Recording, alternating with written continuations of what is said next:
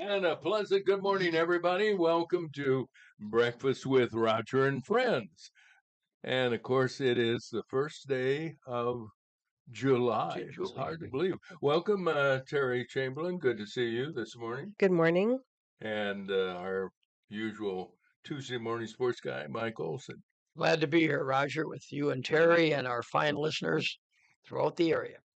You know, once again, you didn't get the message, did you? No, We're live we're streaming. live at 6. Yeah, that's great. I'm excited. I have I am nothing against too. the camera. You know, the only thing that is missing somewhat, and I said I'm not complaining, is that they can see the two of you. And when somebody is a guest in our studio this morning, we have a couple of wonderful people coming in, as a Good. matter of fact. All they see for me is the back of my head. And I said, that's wonderful. I love it. Anyway, if you're listening on the radio and you want to watch us live, here's how you do it. Go to breakfastwithrogerandfriends.com, and then you just click on the watch live button. And what a show we have this Then you morning. have to subscribe too, right, Terry? Well, I don't think so. No. You don't pay anything. No, you don't have We're to. cheap. Okay. It's just that it helps them record it and it gives you a live notification when you Okay. subscribe, so Okay, I it just comes saw up that faster. subscribe there when I checked. And you know, you have thousands of people on Facebook, so invite them to Take join advantage us of every this. morning. Right. Yeah. And as I say, we have a wonderful program this morning. In addition to Terry and Mike Olson, we're going to talk on the phone to retired Air Force veteran Bob Reed. He's an integral part of the honor flight. And as a fellow veteran, I'm always glad to have the opportunity to talk about our veterans. And they have another honor flight leaving this morning. Is that right? In Boy, about 25 minutes or so. So we're going to talk to wonderful Bob Reed coming up. A good friend of the program and a good personal friend for that matter. Jim Dillon, the mayor of West Peoria, will join us at 7:30. They have the big parade coming up on Friday, July 4th, and that is probably one of the biggest 4th of July parades in the state of Illinois. People, not only from central Illinois, move over to West Peoria, but people from all over the state of Illinois, according to Jim, come and join us. And so we're going to talk with Jim at 7:30. And Josh Bradshaw, he hasn't been on our show for some time. The official spokesperson for Advanced Medical Transport at Central Illinois will join us at 8:15. So we have a great lineup of special guests on our program, and we thank you for joining us on YouTube and other sources of interest, as well as live on WAZU FM 90.7 in Peoria, Illinois. Now, we do have, and I'll tell the folks on the internet on YouTube, we are having some paperwork that needs to be done. Right now, we can't air any music for the reasons of subscribing to, what is it, BMI and ASCAP as requirements, and we're dealing with that. So if you don't hear any music, including our opening theme, that's because it's considered part of the music.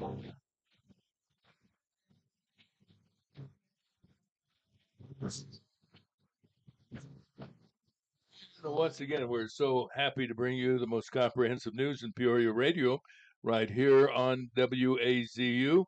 And we start with the weather, brought to you by Bob Manning, Senior Vice President, Financial Advisor.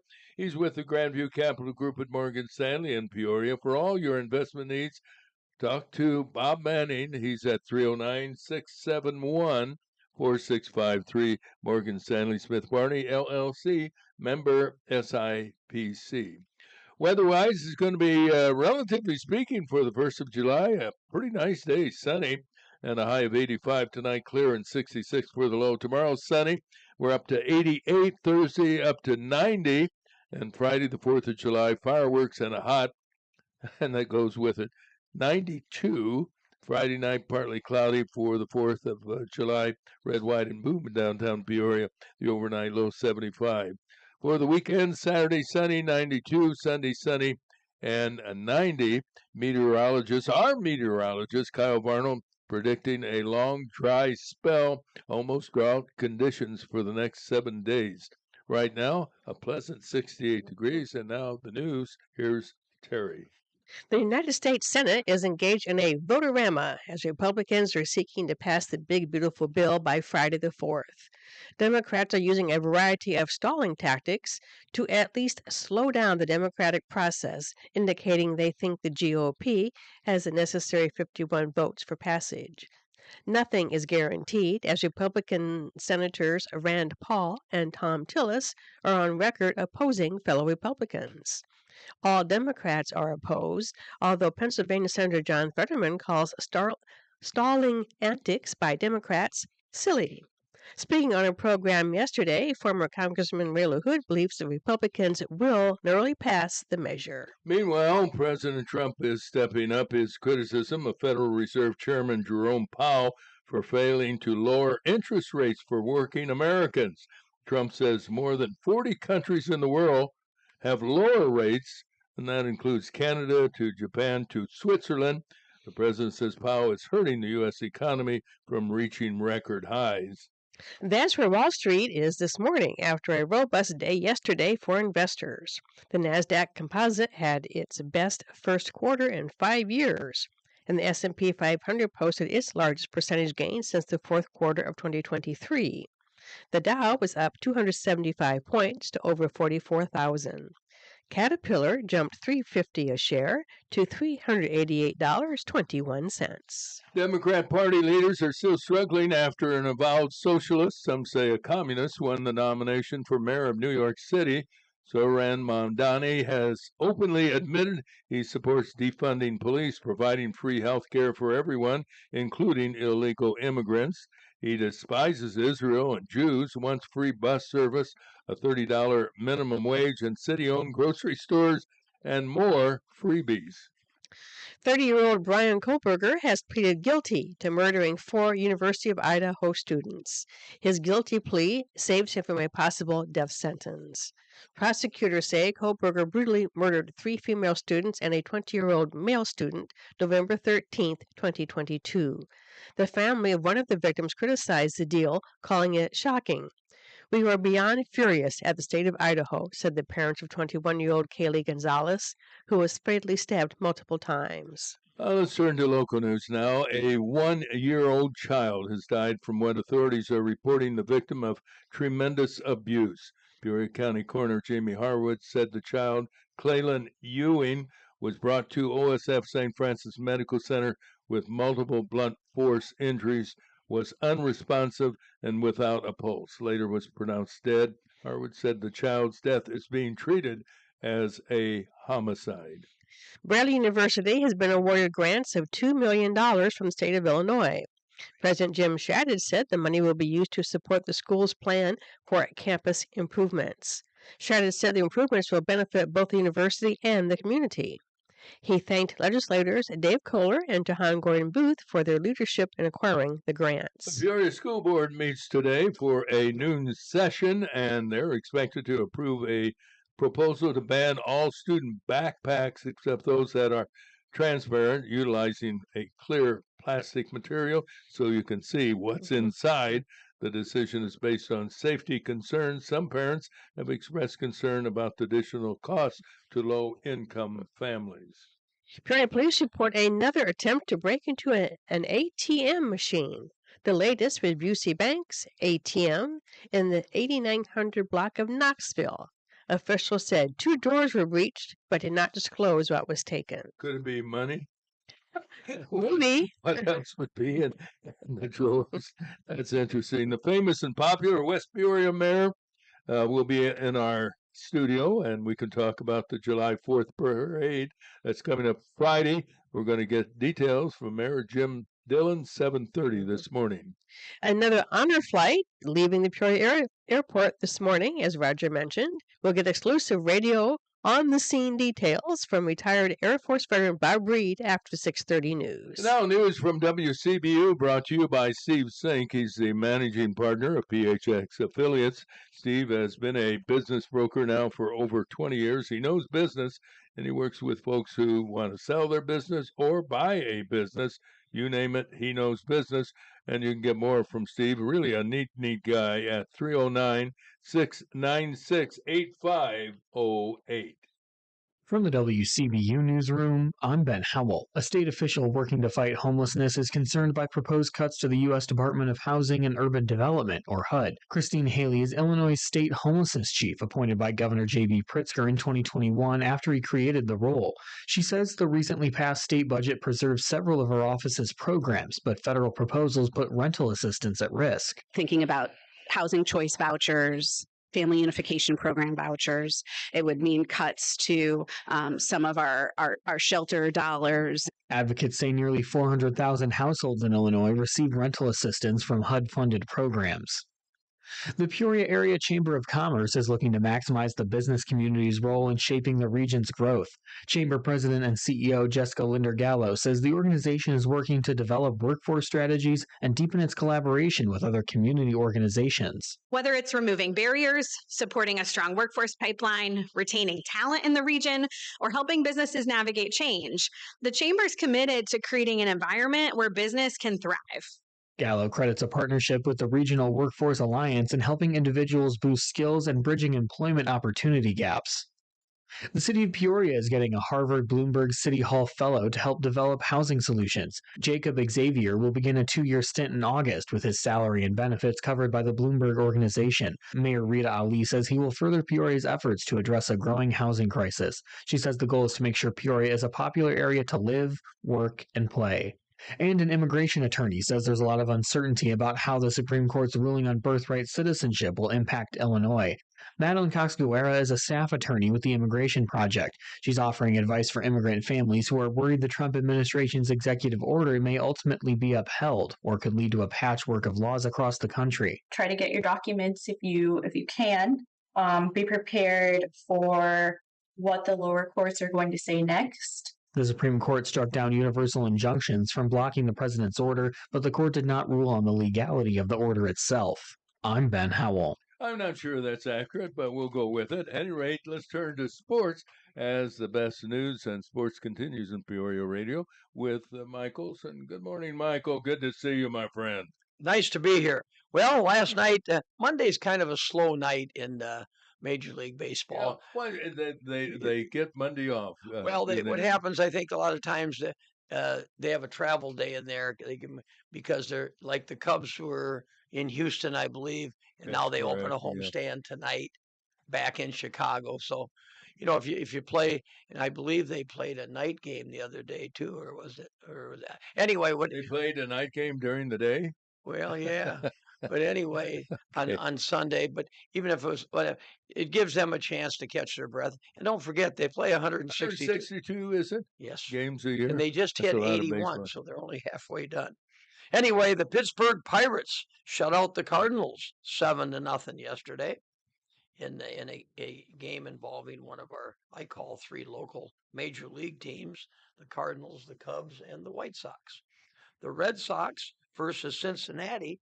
That was a game in which Wilyer Abreu hit an inside the park home run, but then he hit a grand slam home run. You're kidding. Those are two things that don't. Well, to do both those things on the same day, same game, I've never heard that done before. I haven't either. Now, inside the park, it must have rolled away from the outfielders. Sometimes it hits the wall on the side. Makes a crazy bounce halfway to the center field area or somewhere. Did he make it easily? Did he make it? No, I didn't see it. Did he have to slide? But my writer, I give her credit, Mrs. Olson, saw that tidbit, and she thought that would be an interesting thing to share with our listeners. She's right about that. Yeah, because now I'm going to start introducing your wife as she's a sponsor and the writer and producer for sports for Michael. She Do does you a pay great. her? We no. We've been married for 55 years. Yeah, I think you're paid. I think she gets paid. So do you. We both get paid, right? In today's games, the Cubs will open a series in Wrigley Field at 7 o'clock tonight against the Guardians. The Cardinals will be battling the Pirates again. That's a 5:40 start because that's Eastern Standard. 5:40 for us, 6:40 Eastern time. And then the White Sox and Dodgers go at it. Well, you could watch a game at 5:40, 7:05, and then 9:10 because the White Sox are out in Los Angeles playing the Dodgers. Cubs in the National League Central Division are up 2 games on the Brewers and 3 games on the Cardinals. Boy, I tell you what, it's narrowed. They've been leading by 4.5, 5 games. They've had trouble in their last. If I saw it right on TV, and I feel I did, they have not won any of their last 4 series. Now they weren't shut out. They I think they were 1-2 in Houston, for example. Yeah, and they were giving up their pitching staff. I think over 4, maybe 5 games, gave up 46 runs. A lot of you runs, can't win games doing that. They had their starter Imanaga was out on the shelf. He's back now. He's back and won. He won the game down there. Wimbledon started yesterday. American Francis Tiafoe won in straight sets. He's a 12th seed in the Wimbledon that's now going on. Taylor Fritz, an American, a 5 seed, is going to complete a suspended match with Perricard of France. Fritz lost the first 2 sets, but won the next 2 sets in a best of 5 before play was suspended. So they've got one more set to go. It's a best 3 out of 5 in the men's, and it's a best 2 out of 3 in the women's. Yeah. But those 3 out of 5 matches for the men that they take about 3.5 to 4 hours sometime. And without question, it's one of the most tiring sports. Well, you do a lot of running and stop. Plus, I call it stop and running too. Is not easy. Second seed Alcaraz, one of the best players in the world, won a thrilling 5-setter over Fognino. Fognino from Italy, who was about 16 years older than Alcaraz, and you could tell at the end of the match he was tired, and I can't blame him. Okay, he's 16 years older than the winner Alcaraz. Most notable men's loss, there's always going to be a loss with some wins to somebody. It was number 9, Medvedev. Oh, really? Yeah, he's one of the better tennis players. He's out. He's out. One and done. What we call the quarterfinals? Well, I don't think they're even that far yet. Okay. That was just the first day yesterday, and that'll go on for 2 weeks. These majors go on for 2 weeks, believe it or not. And this is the 3rd major. We've had the French, and we've had the Australian. And now you might say the British Open when you call it. That's for golf, though. That's not for tennis. Right. This is all right. This Wimbledon's taking place obviously in England, and then Labor Day weekend we have the U.S. Open in suburban or somewhere in the New York metropolitan area. It used to be was it Flushing Meadows, maybe? Or something. Flushing, New York. Yeah, you're exactly right. Not, my wife corrected me on that when I said that last night. Well, that's what wives are for. That's right. To correct you. Today, Jess Pegula, one of our top women players, and Coco Gauff, definitely one of our top women players, they will play today at Wimbledon. Would you say tennis today in the United States has fallen on hard times? Well, we don't.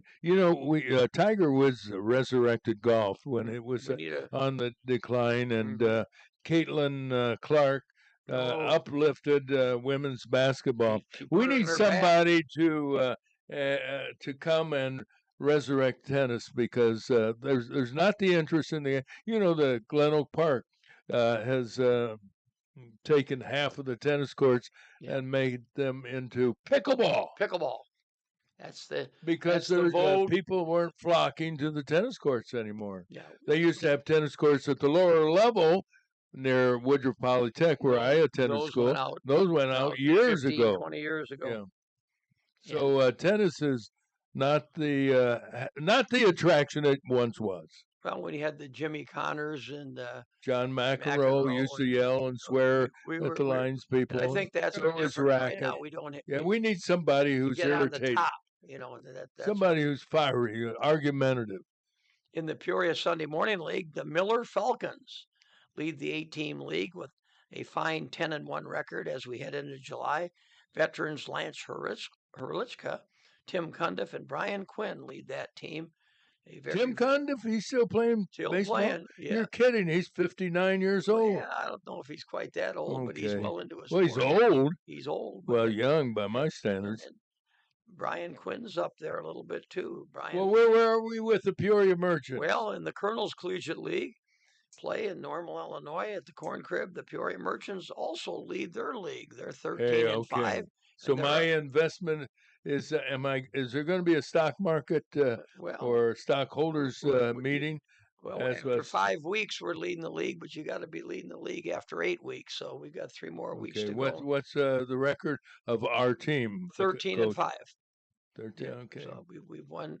We're how many games are we ahead of the second? 2 or 3 games. I haven't looked at it recently. I try hard not to look at it. I try to just terrible report to the stockholder here. Right. Well, I'm going to say we're a minimum of 2 games up and maybe 3. Okay. So let's stay with 2 and let's go out and try to win it. We play Wednesday. Saturday. Not much of a report there. Well, I'm working. To be honest, that's what I added to the report. Okay. That the Sunday well, morning. you're having a hard time getting around. You got the bad wheels. Bad wheels. But hey, Swede used to call me Ole with the wheels. Yeah. Oh, really? Ole with the cart or something, the wheelchair, as I get them done this fall. At least one. One at a time. No, one at a time. There was a time when they did both knees. Not anymore. They decided that it was not a good idea. My surgeon has told me we'll do one at a time. I said that's fine with me. I think you have a little better chance to handle your. I call it therapy. Larry Lavery, the great coach at Peoria High School for many years, and a great guy. Larry used to, when he had battles a illness, and he used to talk about going to therapy. Therapy. He was making fun of it, Larry. I know there's a hairdresser over in Morton that has hair therapy. Yeah. Hair therapy. Well, anyway, you're going to have that sports. Okay. On WAZU 90.7 FM on your radio dial. And don't forget, now you can stream us live at breakfastwithrogerandfriends.com. Click watch live on your. And we'll be there. Good to see everybody this morning. And that's sports.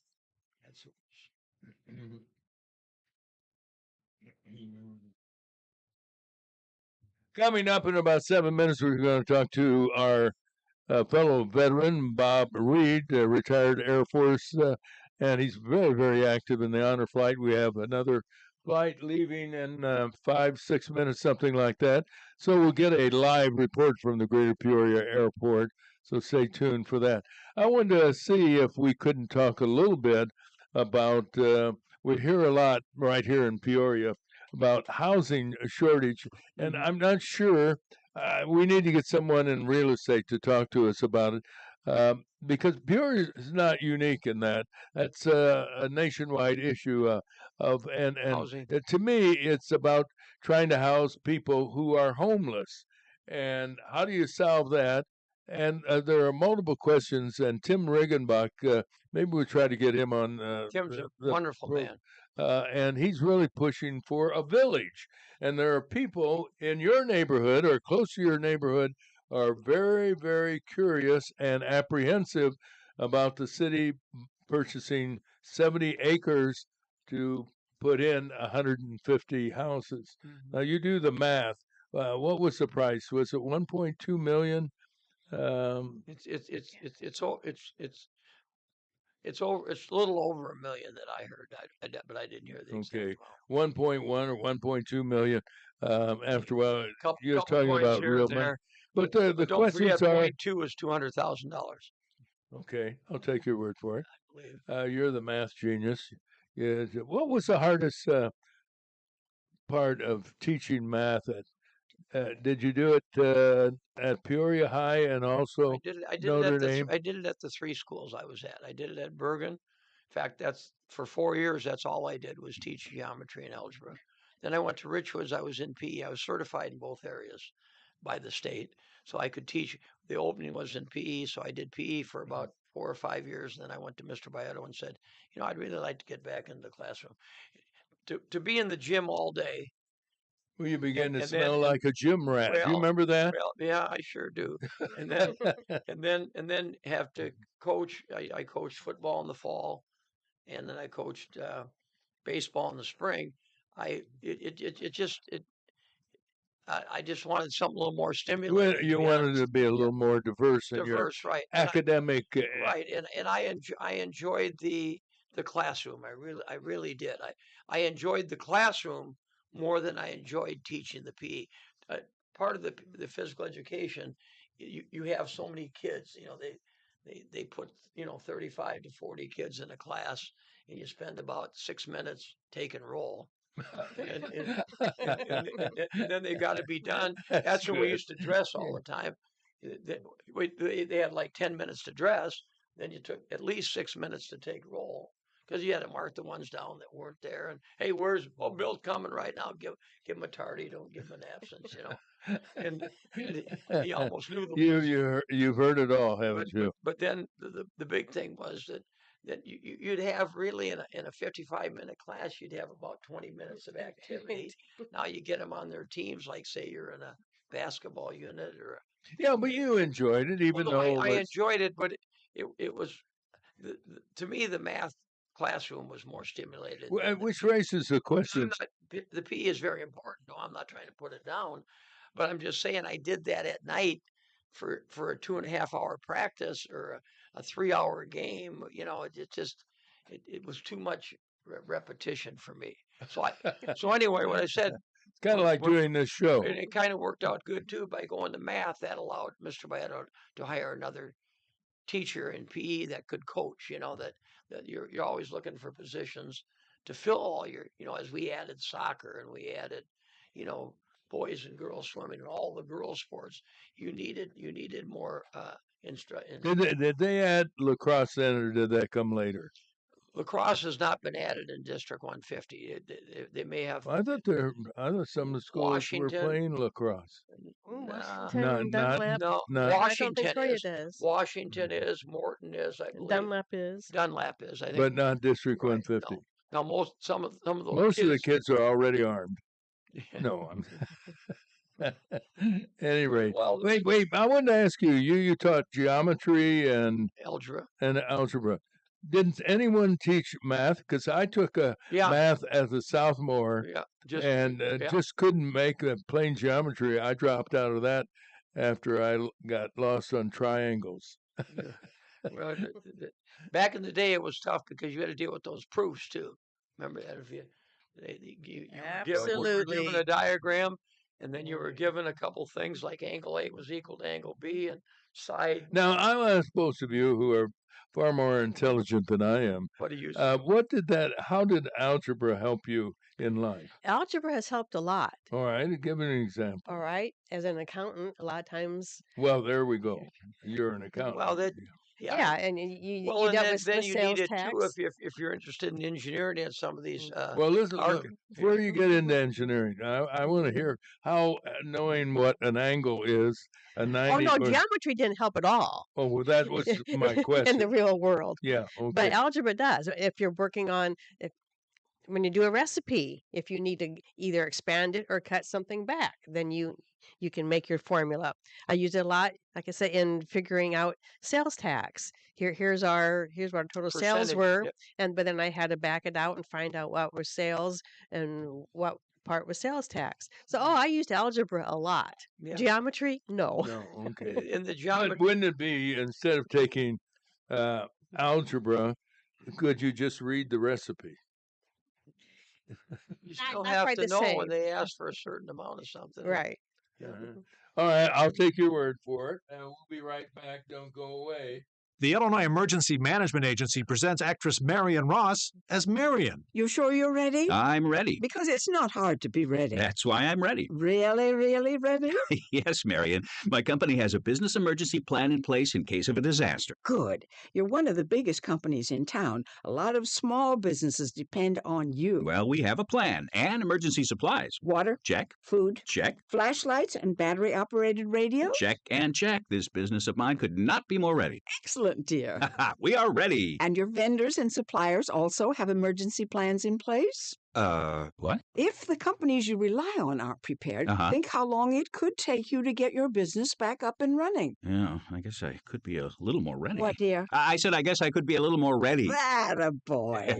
For more, visit ready.illinois.gov to find out how to make your business emergency ready. Sponsored by the Illinois Emergency Management Agency. And don't forget to check out ready.illinois.gov on Facebook and Twitter. All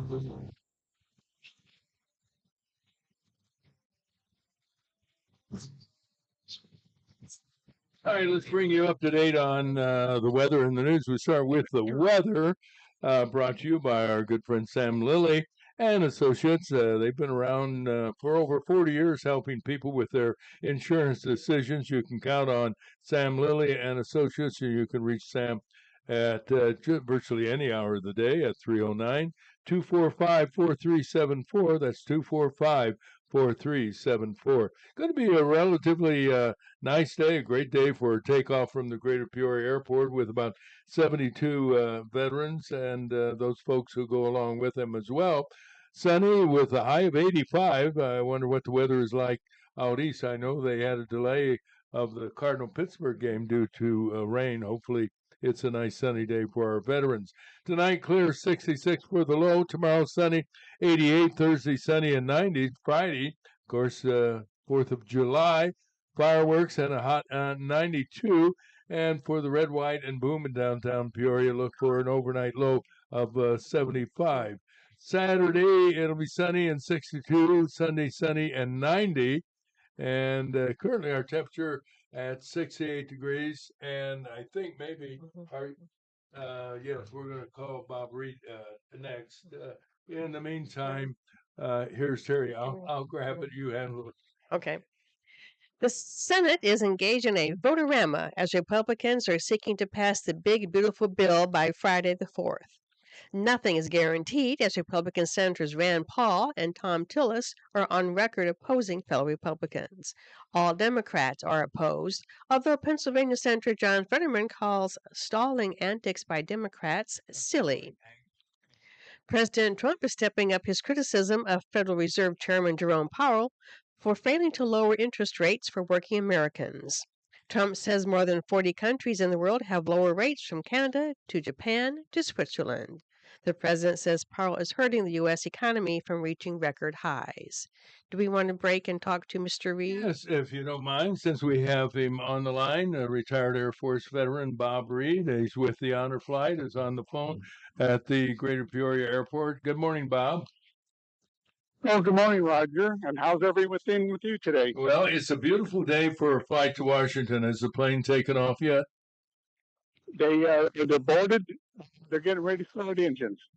Can you tell us they had as usual, last night a wonderful dinner and an event with the veterans and those who are going to go along with them, and a few other. What was the enthusiasm like?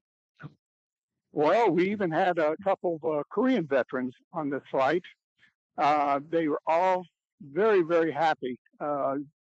You can see the look in their eyes. Their family were have a meal with them and a closeness and recognition. And then we told them to go home and get a good night's sleep. And they started showing up about 5 o'clock in the morning. And next thing you know, this whole area just inside the building here, we had people from one end to the other. We had a group of people that came from the Paradise. The Paradise Motel has rooms set up for these friends, and they had to bring them here, and we had a large group here, and they were already excited. And even as they went upstairs to get ready to board the aircraft, they had some coffee and donuts, and they're talking with their guardians, and they're talking to one another. They're having a great day already. They're all excited. Remind our listeners, if you would, Bob, the memorials, somewhat of the agenda when they get to Washington, because they're going to be very, very busy, are they not? Oh, yes. Usually, now this time they're going to hit the Smithsonian, because they're going to be close to Dulles Airfield.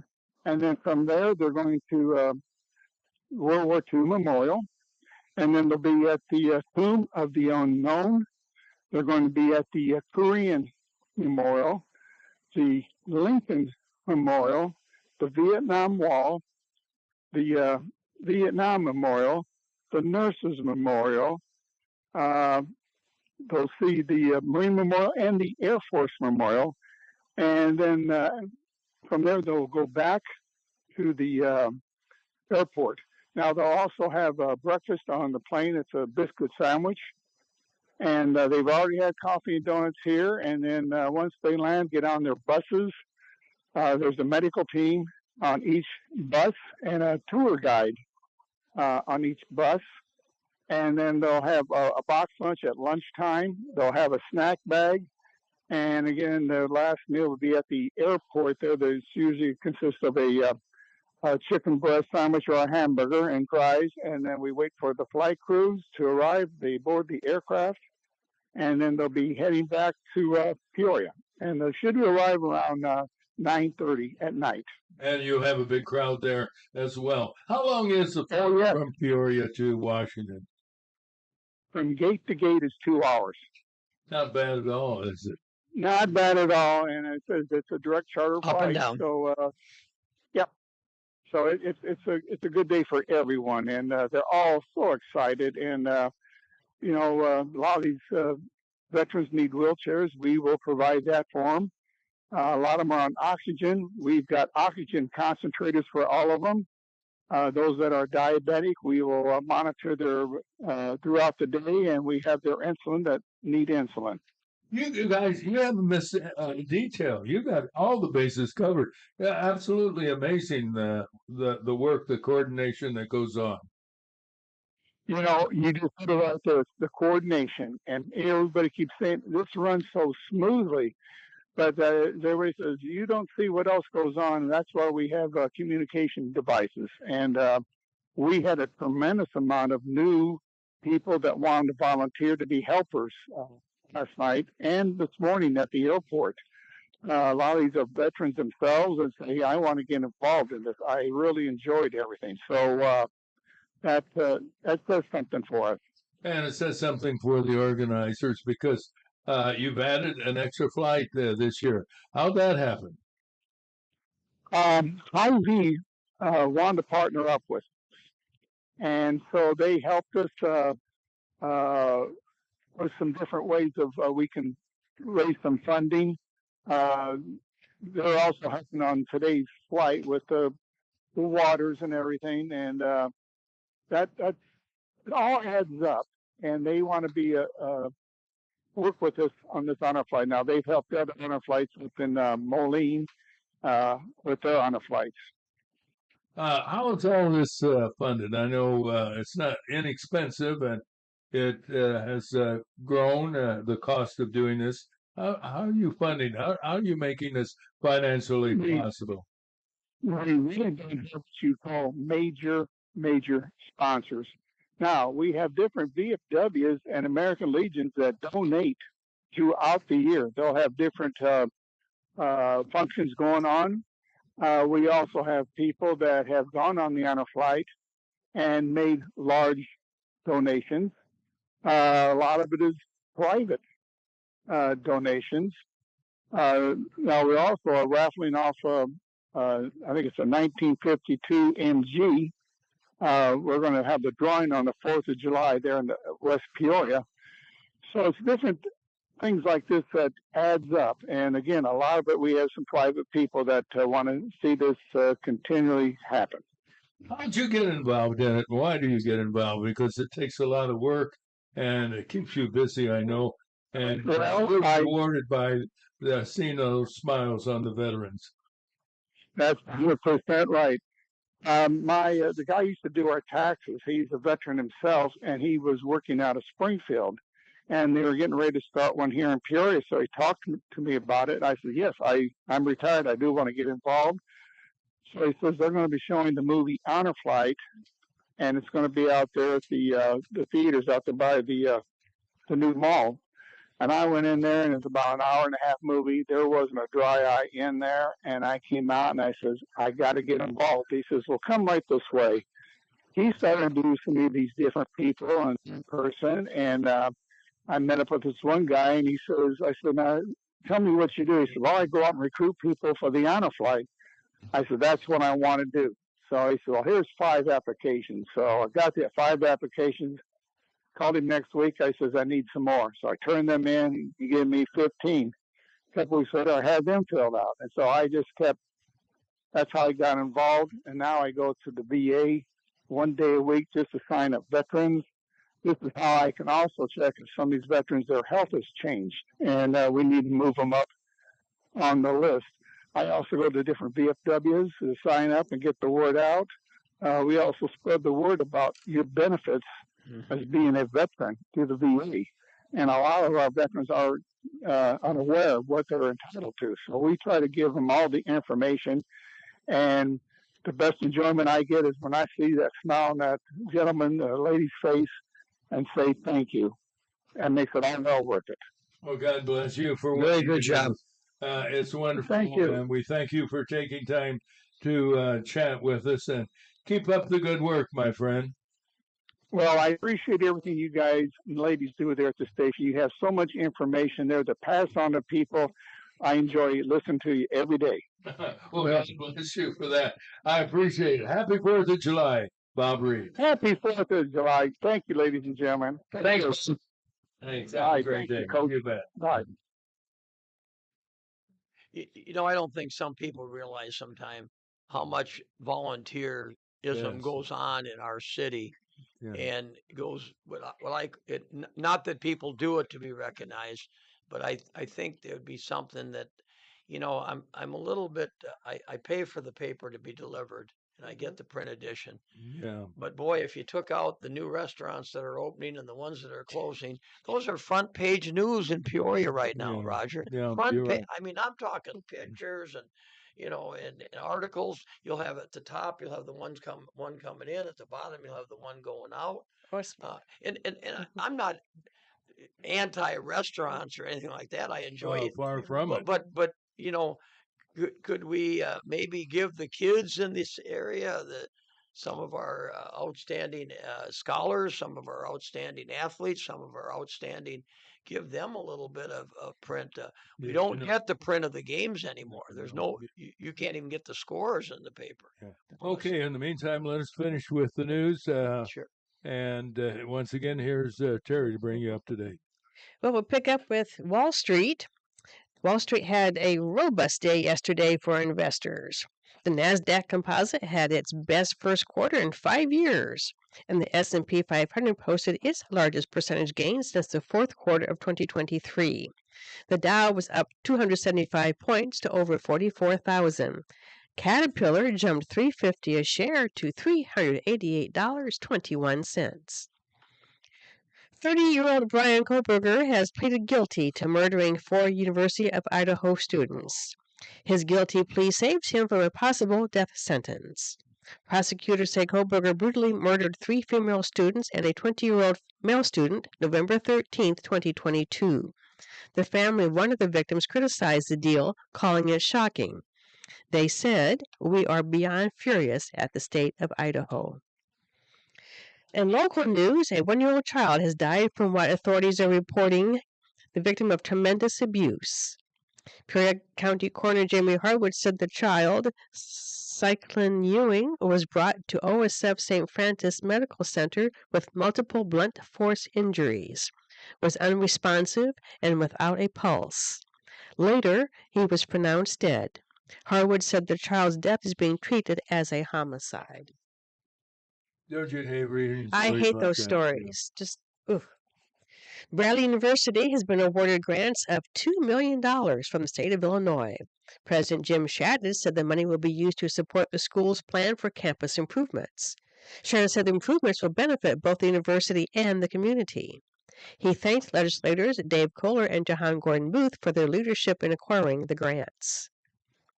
The Peoria School Board meets today for a noon session, and they're expected to approve a proposal to ban all student backpacks except those that are transparent, utilizing a clear plastic material. The decision is based on safety concerns. Some parents have expressed concern about the additional cost to low-income families. Peoria Police report another attempt to break into an ATM machine. The latest was Busey Bank's ATM in the 8900 block of Knoxville.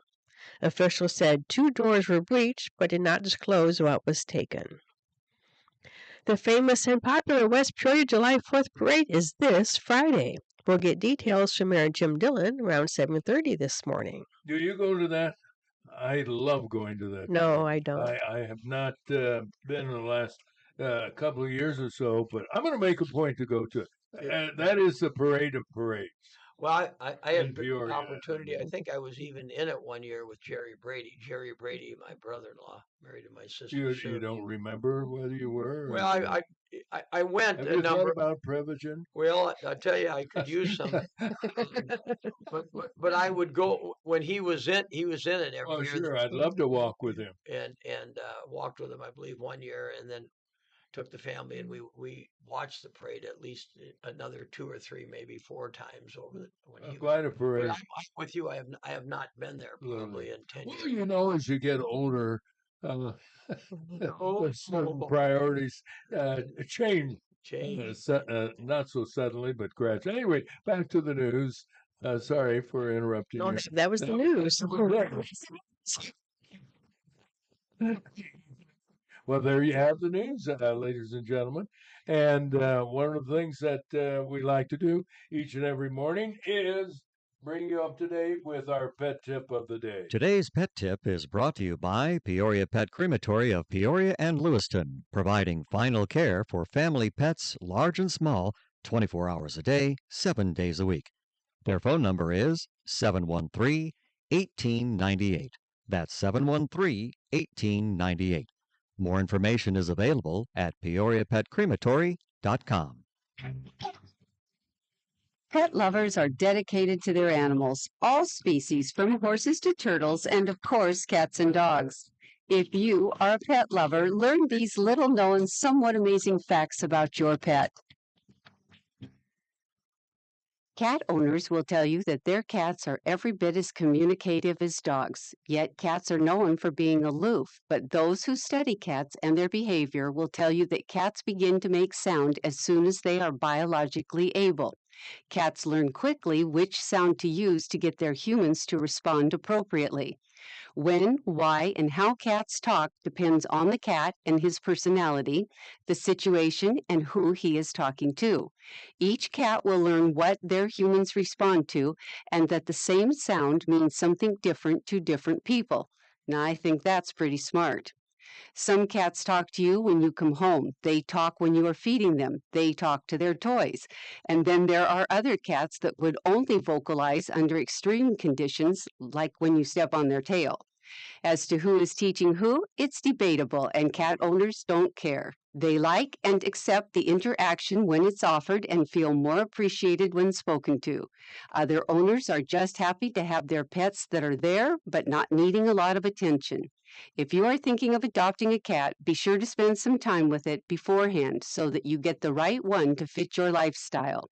Many rescue groups, humane societies, and animal organizations have rooms specifically designed for this kind of one-on-one interaction. These groups are not selling a pet, but rather placing one in a proper, loving, well-matched forever home.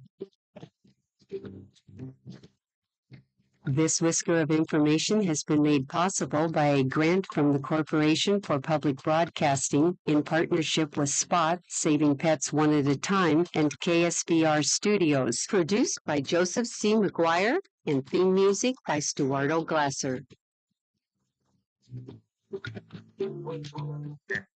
Today's pet tip has been brought to you by Peoria Pet Crematory of Peoria and Lewiston, providing final care for family pets, large and small, 24 hours a day, 7 days a week. Their phone number is 713-1898. That's 713-1898. More information is available at peoriapetcrematory.com. And we apologize to viewers on YouTube. For some reason or other, our technicians have not been able to integrate what comes off of our computer into the system. So you didn't get to hear our pet tip of the day. And as I say, we're in the we're a work in progress. Good. And hopefully you'll be able to pick up the pet tip and anything that comes off our computer. In the meantime, thank you for your patience. I appreciate it. When we took the break, we were talking about housing, but I wanted to, before we get into that, I wanted to mention, what are your thoughts about this Kohlberger killer? Yeah, And that's what he is. I don't like it. Don't like it. You think a quick death penalty? I mean, your life is over. That's it. We'll move on. Is what the choices between that and a life sentence? What are your thoughts, Terry? Well, what I've heard, he's going to be serving the 4 life sentences. There is no chance of parole, and he'll and no waiver. The no waiver. He has to serve him outright. No appeals. And I heard somebody make the comment that, okay, we know we did it, and do the families really want to have to sit through weeks and weeks of all this evidence being brought out and having to relive it and go through point. it? Excellent point. And it's like, that is a good point. He's been nailed. He's finally admitted it. Every day at the trial will be reliving how their child died. Exactly. Good point. Never thought about that. And I understand the family's anger. They kind of wanted to get him out there and get him punished, but he is going to be punished if they really stick to it. That he will never come up for parole. If that's a big if. Yeah. Don't forget, there's a lot of ifs that have kind of gone on in this world that I did not see would ever happen regarding the court of law and some law deals and all that. You always worry that he might get a pardon from some liberal. The president could do it any time. Right. Well, what are your thoughts? My feeling is, I agree 100% what you're saying there, but I would like to know exactly how the people that were affected directly feel about this. You're implying to me that because we will not have a big trial and he will not be found guilty or could get off, that would be hard. If I had a daughter that was murdered and 3 of her friends were murdered, I'm going to sit here and say, I don't think life is imprisonment is fair to them. And I'm a Christian. I don't believe in killing people either. But how do I'm going to ask the question to you two? How do you think some of his, and we don't know, how do they feel about this man basically by just saying, I did it, that he gets now to live on.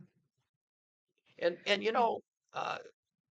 we see these deplorable conditions at some jails and that, but some of these modern prisons aren't exactly living in a tent somewhere. Oh no, I believe in the death penalty. Okay. And I think because now, the state's going to be paying for him. Okay, he's 30 years old. He could go another 60 some years. And we pay out. The taxpayer in wherever state this is going to be, is going to pay an awful lot of money to keep him alive. That's right. And he's going to have 3 meals a day. He's going to have yard privilege. He'll go out and he gets to exercise and he'll get to read from the library. Yeah. No. And see, to me, if somebody's in prison, they should be in prison. That means, I don't believe in double cells. I hear some of these things in prison, even they complain about this, they complain about that, and their rights and all that. No, you sacrifice those. Roger, I have to ask you, you're the, we've got 2 sides here, in my opinion. To your question, you're the. I think they should have gone ahead with the trial and found him guilty and sentenced to death. There you go. I mean, that's. Yeah. I mean, hey, everybody. I mean, if it's one murder, but I mean, he's and it was a brutal murder. I mean, he stabbed them multiple times. And 4 of them. I was just taking the other side. That I'm not trying to argue. Well, so what? Bottom line, what did you decide? What are you saying? I think I was pretty clear that I believe you should have the death penalty. Okay. Now, my wife is going to hear this, and she's not a big because once again you're going to hear the argument. Well, maybe he didn't do it, or maybe there was something. But I just don't see that the case in this case at all. So. No, they have with the DNA. today's modern DNA techniques, it's tough to it's beat. pretty hard to lie to that and to fool that. Yeah, I agree. And they have his DNA. They've got witnesses. They've got the car. There's too many things that there's no, well, maybe he didn't do it. No, he did do it. What do you think went on between Kohlberger? He's not a dummy. Between he and his attorneys, do you think the attorney said, "Hey, look, this doesn't look good for you"? Oh, that and to me, that's the main reason. It'll be a miracle if we pull this off. Would you be willing to accept a plea agreement that you are guilty of doing it, and as long as they waive the death penalty?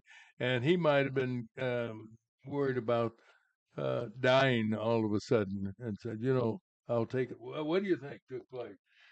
I don't know. I try not to think about him. Oh, okay. No, I agree. Out of sight, out of mind. Yeah. Well, he was a criminologist. He studied this. And he used his study to get it done. Yeah. Exactly. And he was, sometimes we talk about somebody in rage, whatever it might be. And it was what we had for many years, mental deficiency or something. Insanity. Mental insanity, right? People got off of things, but this was too brutal for my liking. Yeah, he's a horrible person, and it was premeditated. I think the evidence, I didn't follow it real close, but close enough to have an opinion, which doesn't take much. We're just asking the question. They needed. I wonder. You know what the death penalty, what the death would be in the state of Idaho? Would they?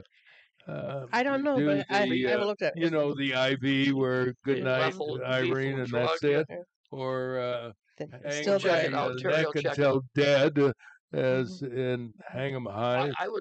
I would like to say again, I would, and hopefully there was four, right? Three girls and a guy. There's four families that have been now affected tremendously the rest of their lives, and will have to live with this horrible man's doings. I would love one of them to be honest and frank of how they feel about it. Well, one of the families has been very outspoken, as we're quoting on our news. Okay. They were furious. They weren't even contacted, and I think that they should have been the first to know about what exactly right. No question. They probably opened the conversation. You're not going to like what probably we're going to tell you, but he has pleaded guilty. That's what I'm saying, and he will get a life sentence. And I don't know how they were even notified. Do you have something there? Yeah, this is interesting. In Idaho, the primary method of execution is lethal injection. Just like you said. However, if lethal injection is deemed unavailable, the state will utilize firing squad as an alternative method. We're cooking. The firing squad will become effective July 1st, 2026. Is that right? That would have worked. That may have caused him to say, you know what? Because it was I'll plead guilty. That trial would not have been over by any stretch of the means by that time. Yeah. We're only talking a year away. Oh yeah, they weren't going to start till August. So that's what I'm saying. So well, thank you for your opinions, jury, and we'll be back with more as we pause for the most comprehensive news in Peoria Radio right here on Breakfast with Roger and Friends, now streaming live on YouTube. Just type in Breakfast with Roger and Friends.com. Run it all together. You're right. And then click on Watch Live, and we'll be there. And coming up in the next hour, we're going to talk to the mayor of West Peoria, a good friend of the program, Jim Dillon, about the big parade coming up Friday that will attract thousands of people on the 4th of July. We'll give you the details as we talk with Jim after we do news, weather, and sports. Thanks for being a part of our program on WAZU FM 90.7 in Peoria, Illinois, and on YouTube. So happy to see and hear from everybody. Yep.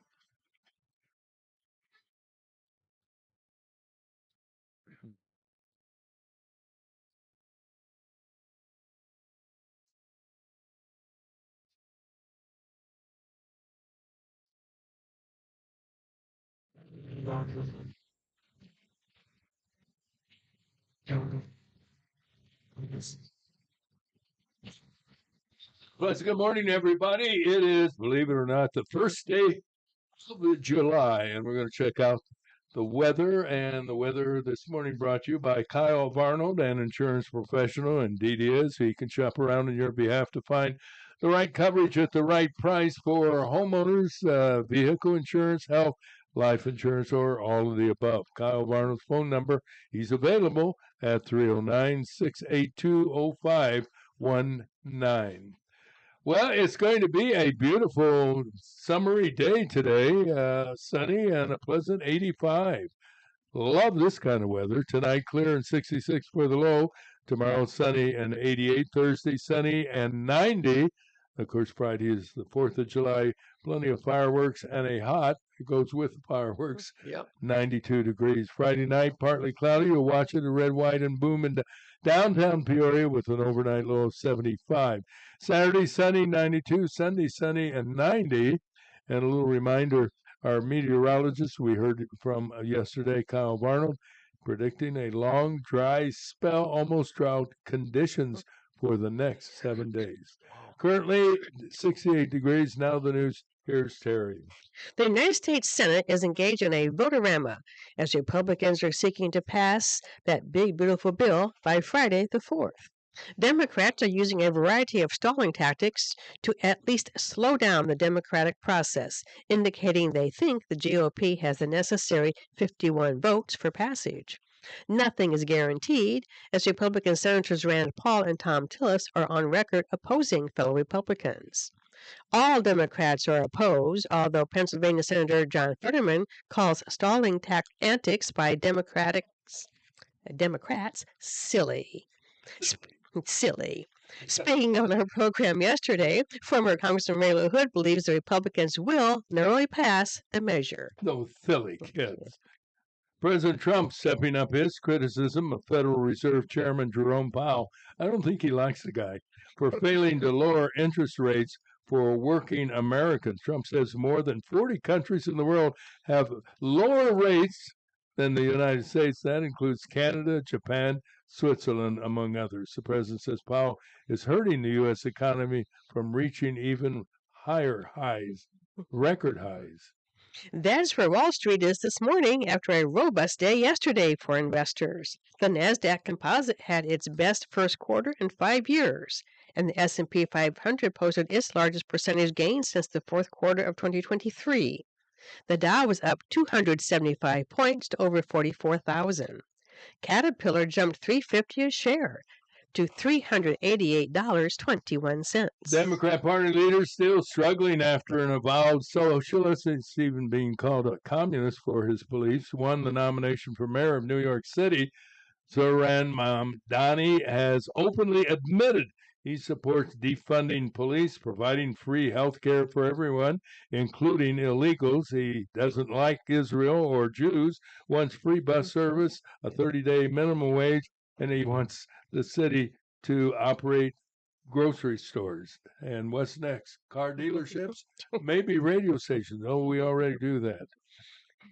30-year-old Brian Koberger has pleaded guilty to murdering 4 University of Idaho students. His guilty plea saves him from a possible death sentence.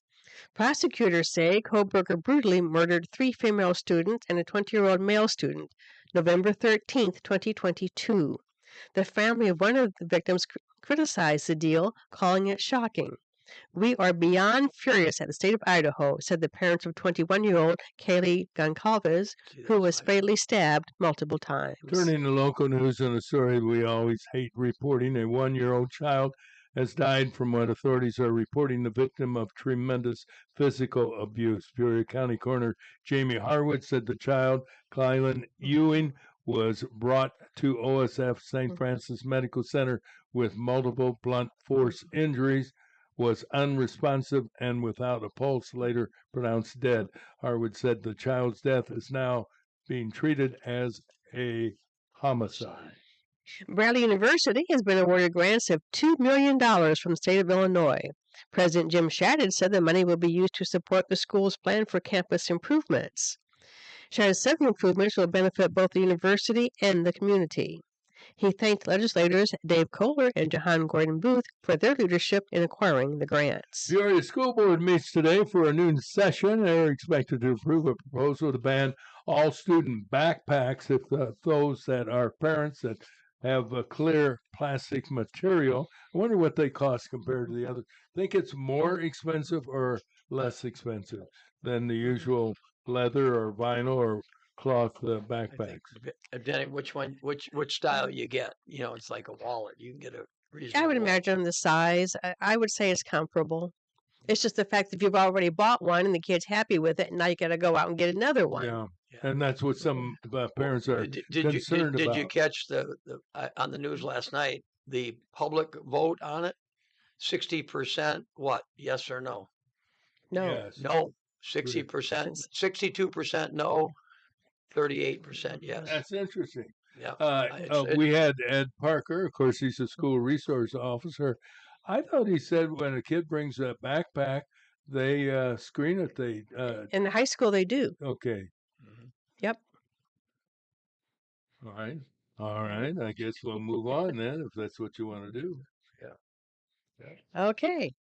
Peoria police report another attempt to break into an ATM machine.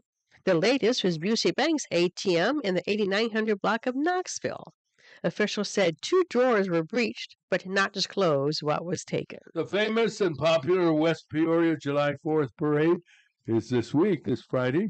We're going to get details in this block of Breakfast with Roger and Friends from Mayor Jim Dillon, 7:30 this morning. So stay tuned. He'll be live and in the studio. Well, another honor flight left the Peoria Airport this morning. We heard from Bob Reed, who is a retired Air Force veteran. He's out there, and like he says, his job is recruiting the people to go on these honor flights. Everybody was excited and looking forward to a very full day in Washington, D.C. One of the things I wanted to ask, and I forgot to ask him, that I know he's been there, which memorial touches him more than any others? And that's probably an unfair question because all the memorials have an emotional impact on you. Yep. All right. We have news from, as the most comprehensive news in Peoria Radio continues, from WCBU. Brought to you by Spoon River Home Health. They've been providing quality care for people in their Central Illinois homes for over 30 years. They're a professional and compassionate staff of nurses, therapists, and home care assistants available to care for your loved one safely and comfortably today. Their phone number 309-245-0723. From the WCBU newsroom, I'm Ben Howell. A state official working to fight homelessness is concerned by proposed cuts to the U.S. Department of Housing and Urban Development, or HUD. Christine Haley is Illinois' state homelessness chief, appointed by Governor J.B. Pritzker in 2021 after he created the role. She says the recently passed state budget preserves several of her office's programs, but federal proposals put rental assistance at risk. Thinking about housing choice vouchers, family unification program vouchers. It would mean cuts to some of our shelter dollars. Advocates say nearly 400,000 households in Illinois receive rental assistance from HUD-funded programs. The Peoria Area Chamber of Commerce is looking to maximize the business community's role in shaping the region's growth. Chamber President and CEO Jessica Linder-Gallo says the organization is working to develop workforce strategies and deepen its collaboration with other community organizations. Whether it's removing barriers, supporting a strong workforce pipeline, retaining talent in the region, or helping businesses navigate change, the Chamber's committed to creating an environment where business can thrive. Gallo credits a partnership with the Regional Workforce Alliance in helping individuals boost skills and bridging employment opportunity gaps. The city of Peoria is getting a Harvard Bloomberg City Hall Fellow to help develop housing solutions. Jacob Xavier will begin a 2-year stint in August with his salary and benefits covered by the Bloomberg organization. Mayor Rita Ali says he will further Peoria's efforts to address a growing housing crisis. She says the goal is to make sure Peoria is a popular area to live, work, and play. And an immigration attorney says there's a lot of uncertainty about how the Supreme Court's ruling on birthright citizenship will impact Illinois. Madeline Cox-Guerra is a staff attorney with the Immigration Project. She's offering advice for immigrant families who are worried the Trump administration's executive order may ultimately be upheld or could lead to a patchwork of laws across the country. Try to get your documents if you can. be prepared for what the lower courts are going to say next. The Supreme Court struck down universal injunctions from blocking the president's order, but the court did not rule on the legality of the order itself. I'm Ben Howell. All right, hey, let's get into sports. It is a Tuesday morning, and whenever Tuesday rolls around, the vastly experienced coach and teacher and counselor and PR spokesman for the annual Christmas thing, and you name it, if it's going on in the community, this guy knows it. And later on, we're going to quiz to see whether or not he's going to start organizing. You know, it doesn't take much, a few bucks here and a couple of handmade Crayola signs, and you've got a demonstration 25 and 31 will cover, even if you have 6 people. So count me down to maybe protest the city buying 70 acres near your home. Anyway, let's get that was quite an introduction. You're sounding like me now. Yeah. That's right. Oh my God, it's contagious. And we're referring to sometimes I go on too long. Now here's sports with On Too Long, Mike Olson. No, God love you. You're a wonderful guy. Thank you, Roger. Major League Baseball yesterday. Pittsburgh Pirates 7, at St. Louis Cardinals 0. Okay, that was the only game played involving the Cardinals, the White Sox, or the Cubs. Cubs and White Sox were off yesterday. Kind of an interesting game in Cincinnati yesterday, the Red Sox in Cincinnati. Young man by the name of Abreu, and there's a number of Abreu. And if I read my writers, it looks like Wilyer, Wilyer, Abreu, hit an inside the park home run, which is rare in the major leagues. It's all fences. You know, when you don't have fences, the ball sometimes rolls and rolls. Like when Sunday Morning League played at.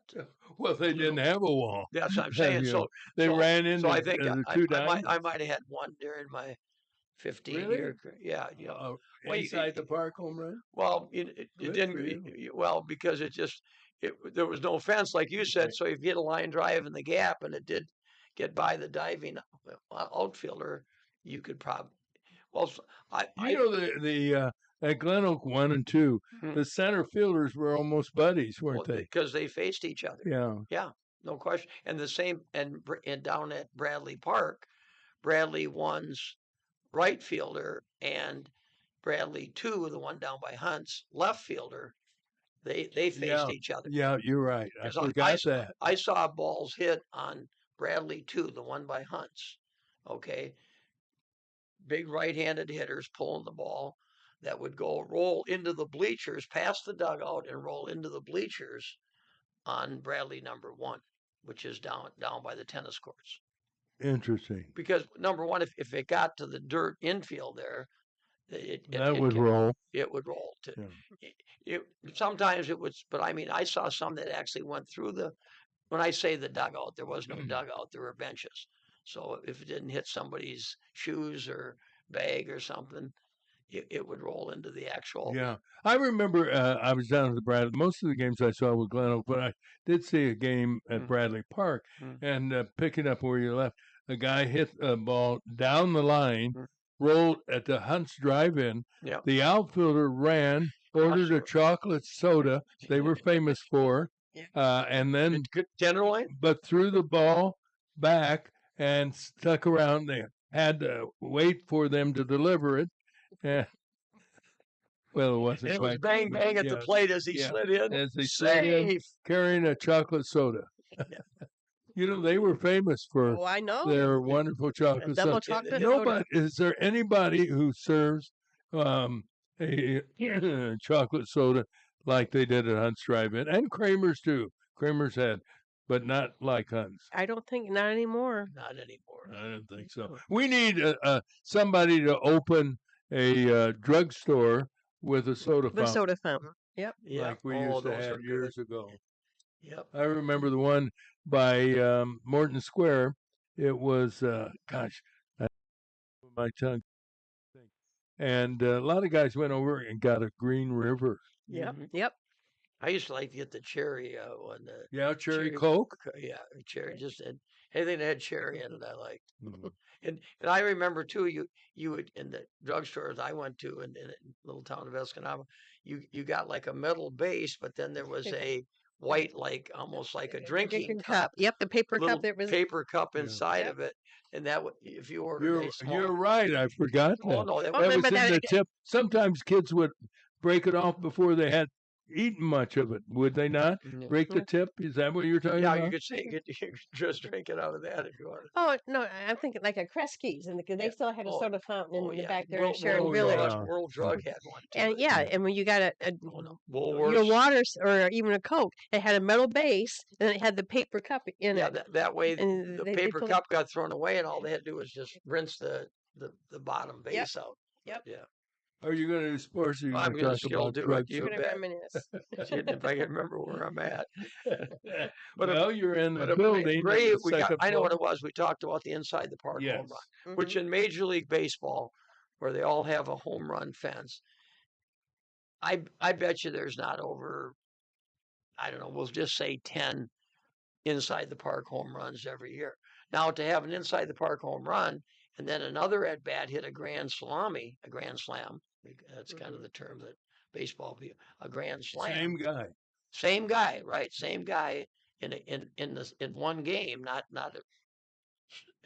inside the park one day and then the next day a grand slam, but on the same day. In my 70 years of following baseball, unusual. I don't ever recall. I don't recall it, but I always say, I always put a little, what do you call it, caveat or whatever you call that on it. Caveat, yeah. That just because I haven't seen it doesn't mean it hasn't happened, because it probably did happen somewhere along the line. Well, I'll go along with that. Yeah. Anyway, today's games, once again, the Cardinals will be in Pittsburgh at 5:40. The Guardians of Cleveland will be at Wrigley Field at 7 o'clock tonight, and the White Sox will be out in Tinseltown, Los Angeles, California, to face in Chavez Ravine, better known as Dodger Stadium, today at 9:10. Cubs are 2 games up on the Brewers and 3 games up on the Cardinals. You're right, though, Roger. That has shrank. It used to be more like 7 or 8, I think, at one time. No, it was the Cubs still have a pretty good record. Well, they went on the road and they began losing the series, winning 1, losing 2 of 3, and 3 of 4. Right. So their pitching went down the toilet. It went down a little bit, especially that one stretch, like we mentioned last week, where went 4 games they gave up like 48 runs. That'll get you. Can't do that. 10, 12 runs a game will get you beat probably 95%, 98% of the time. Wimbledon started yesterday for our tennis fans. In the men's side, number 12, American Francis Tiafoe won in straight sets, meaning he won 3 sets to nothing in a best 3 out of 5 for the men. Number 5, Taylor Fritz, is going to complete a suspended match today with Perricard of France. Fritz lost the first 2 sets, then he won 2 sets, and now it's suspended, and the 5th set will be played today. Did you ever play tennis? Just recreationally. Yeah, me too. Never was in a tennis tournament. But it was fun. It's another sport where if you have any degree of hand and eye coordination, you can hold your own and not embarrass yourself too much. In fact, you notice that most of the right-handed playing tennis people hit their forehand with their right hand. Right. How do they hit their backhand now? Almost all of them hit it with, like they're batting left, with the two-handed grip. I didn't notice that.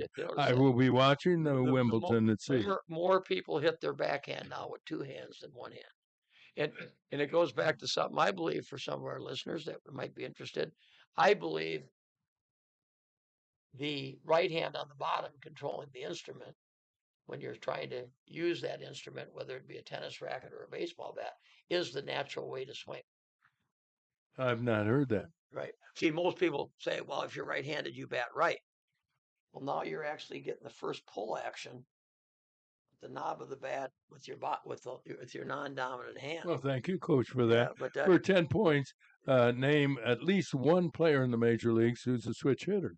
Well, right now, in this switch hitter, well, the man that leads off for the Cubs, Ian Happ, is a very switch good. hitter.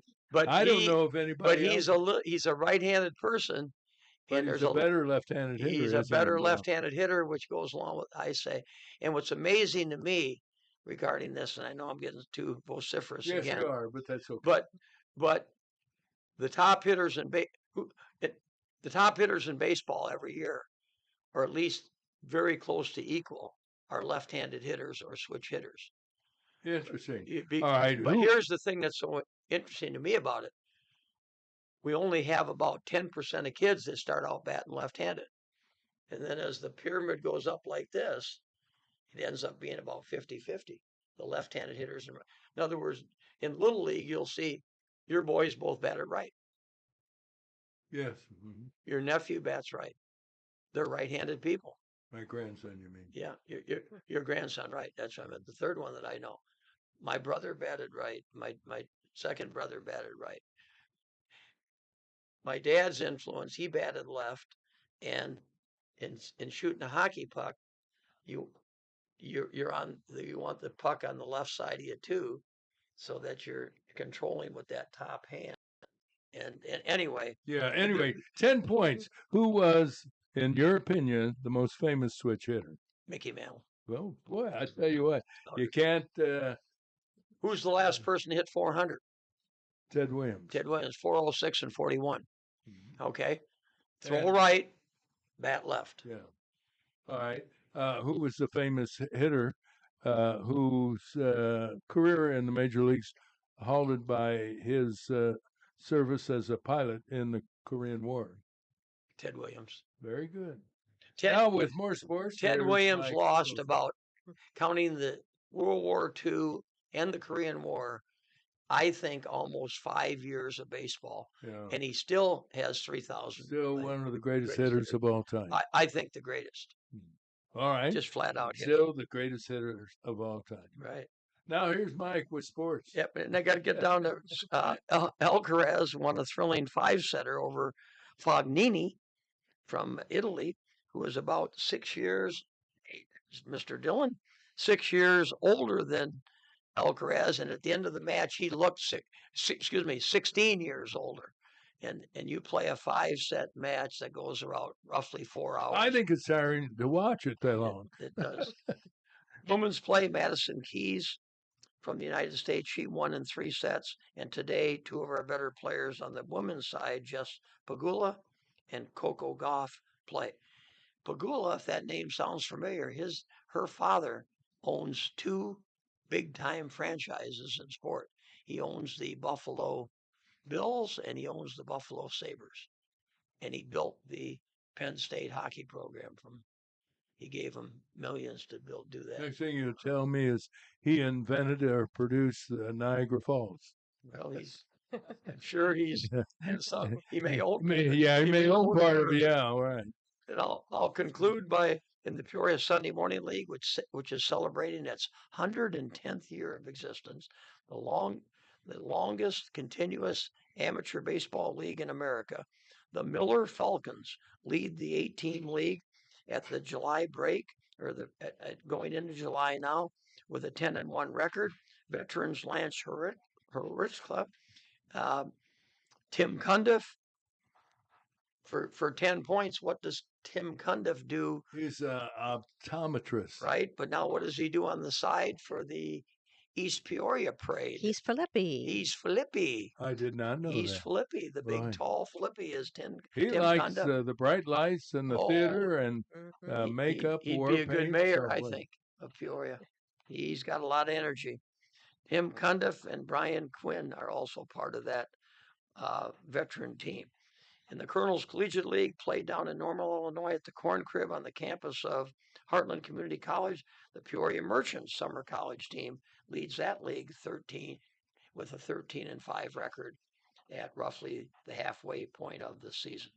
And that's sports on WAZU 90.7 FM in lovely Peoria, Illinois. And don't forget, if you want to see Mayor Dillon in living color live on TV, on your internet, you can go to breakfastwithrogerandfriends.com, all run together, and click Watch Live.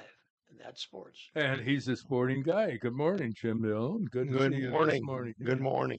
It sounds like we're going to have typical summer weather for the 4th of July. A nice, beautiful, hot day. But it's in the morning. Well, let's say warm day. Yeah. It's in the morning. You know, at least it's not going to rain. No. And we have done it in the rain before.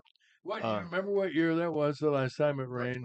You know, the old saying is don't rain on my parade. But last year, it was raining, and my daughter was driving the city car, which happens to be my convertible, and it was raining.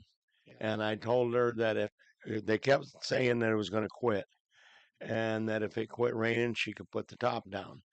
We turned off of Roman onto Sterling. We didn't get 100 yards, and it quit raining.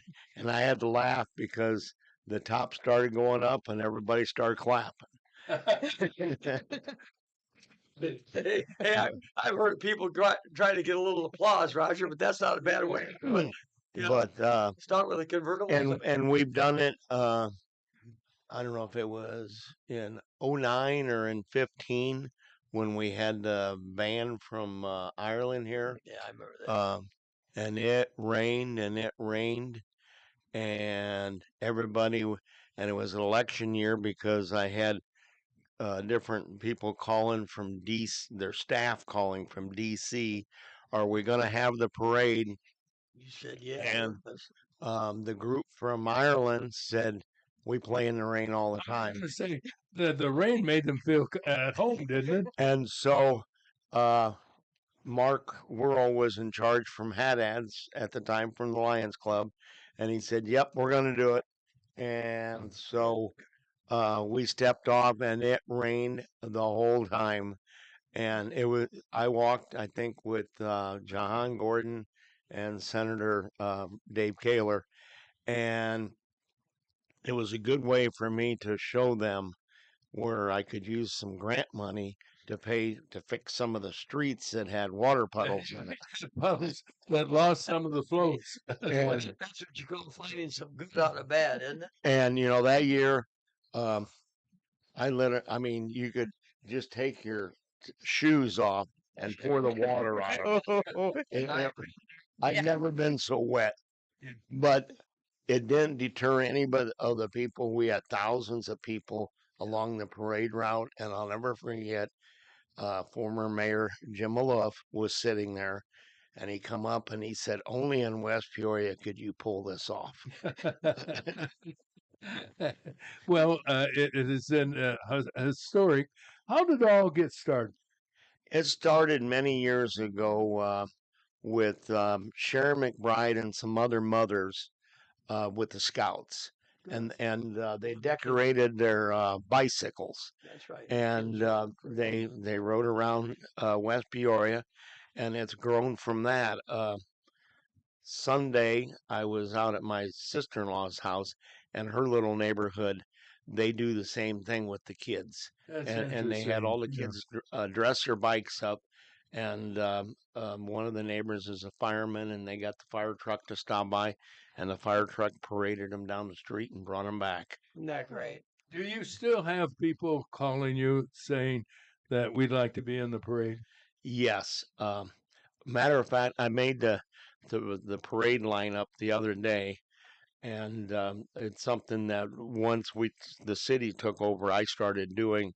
And then that way, if people get upset about where they're at, they just got to deal with me instead of my staff, because they go through enough. But there was one veterans group, and I always try to save the spots for them, veterans, and that hadn't signed up. And I no sooner got the list done, but I left their spot. They were number 7, and I walked up to the front of the new city hall, and lo and behold, the two gentlemen were standing going out there. And I said, lucky for you two, but I saved their spot. And so we're, as of yesterday, I think we're up at 66 entries, which is down a little bit. Yeah, as I recall, I think said you were in the 70s typically, were you not? Yes, but you know, there's some groups that unfortunately have especially aged out volunteer type of groups. and You're volunteered out, finding the 30-year-olds taking and those so they just don't have the bodies to do it anymore. Well, it's a wonderful parade, and we're going to learn more about it. We're talking with the mayor of West Peoria, Jim Dillon. We're going to pause to bring you up to date with our news headline.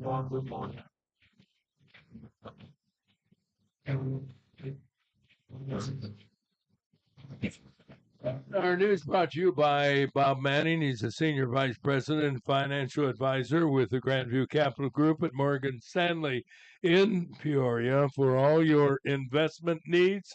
Bob's the go-to guy at 309-671-4653. Morgan Stanley, Smith Barney, LLC, member SIPC. Terry? The Senate is engaged in a votorama as Republicans are seeking to pass the big, beautiful bill by Friday the 4th.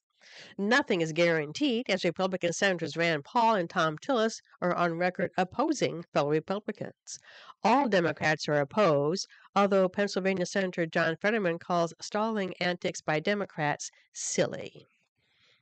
President Trump is stepping up his criticism of Federal Reserve Chairman Jerome Powell for failing to lower interest rates for working Americans. Trump says more than 40 countries in the world have lower rates, from Canada to Japan to Switzerland. The president says Powell is hurting the U.S. economy from reaching record highs. That's where Wall Street is this morning after a robust day yesterday for investors. The NASDAQ Composite had its best first quarter in 5 years, and the S&P 500 posted its largest percentage gain since the fourth quarter of 2023. The Dow was up 275 points to over 44,000. Caterpillar jumped $3.50 a share to $388.21. 30-year-old Brian Kohlberger has pleaded guilty to murdering 4 University of Idaho students. His guilty plea saves him from a possible death sentence. Prosecutors say Kohlberger brutally murdered 3 female students and a 20-year-old male student November 13, 2022. The family of one of the victims criticized the deal, calling it shocking. They said, quote, "We are beyond furious at the state of Idaho." In local news, a 1-year-old child has died from what authorities are reporting as the victim of tremendous abuse. Peoria County Coroner Jamie Harwood said the child, Clyland Ewing, was brought to OSF St. Francis Medical Center with multiple blunt force injuries, was unresponsive, and without a pulse. Later, he was pronounced dead. Harwood said the child's death is being treated as a homicide. Bradley University has been awarded grants of $2 million from the state of Illinois. President Jim Shadid said the money will be used to support the school's plan for campus improvements, which will benefit both the university and the community. He thanked legislators Dave Kohler and Jahan Gordon Booth for their leadership in acquiring the grants. The Peoria School Board meets today for a noon session, and they're expected to approve a proposal to ban all student backpacks, except those that are transparent, utilizing a clear plastic material. The decision is based on safety concerns. Some parents have expressed concern about the additional cost to low-income families. Peoria police report another attempt to break into an ATM machine. The latest was Busey Bank's ATM in the 8900 block of Knoxville. Officials said 2 drawers were breached, but did not disclose what was taken. And we have Mayor Jim Dillon from West Peoria here this morning to talk about the popular West Peoria July 4th parade.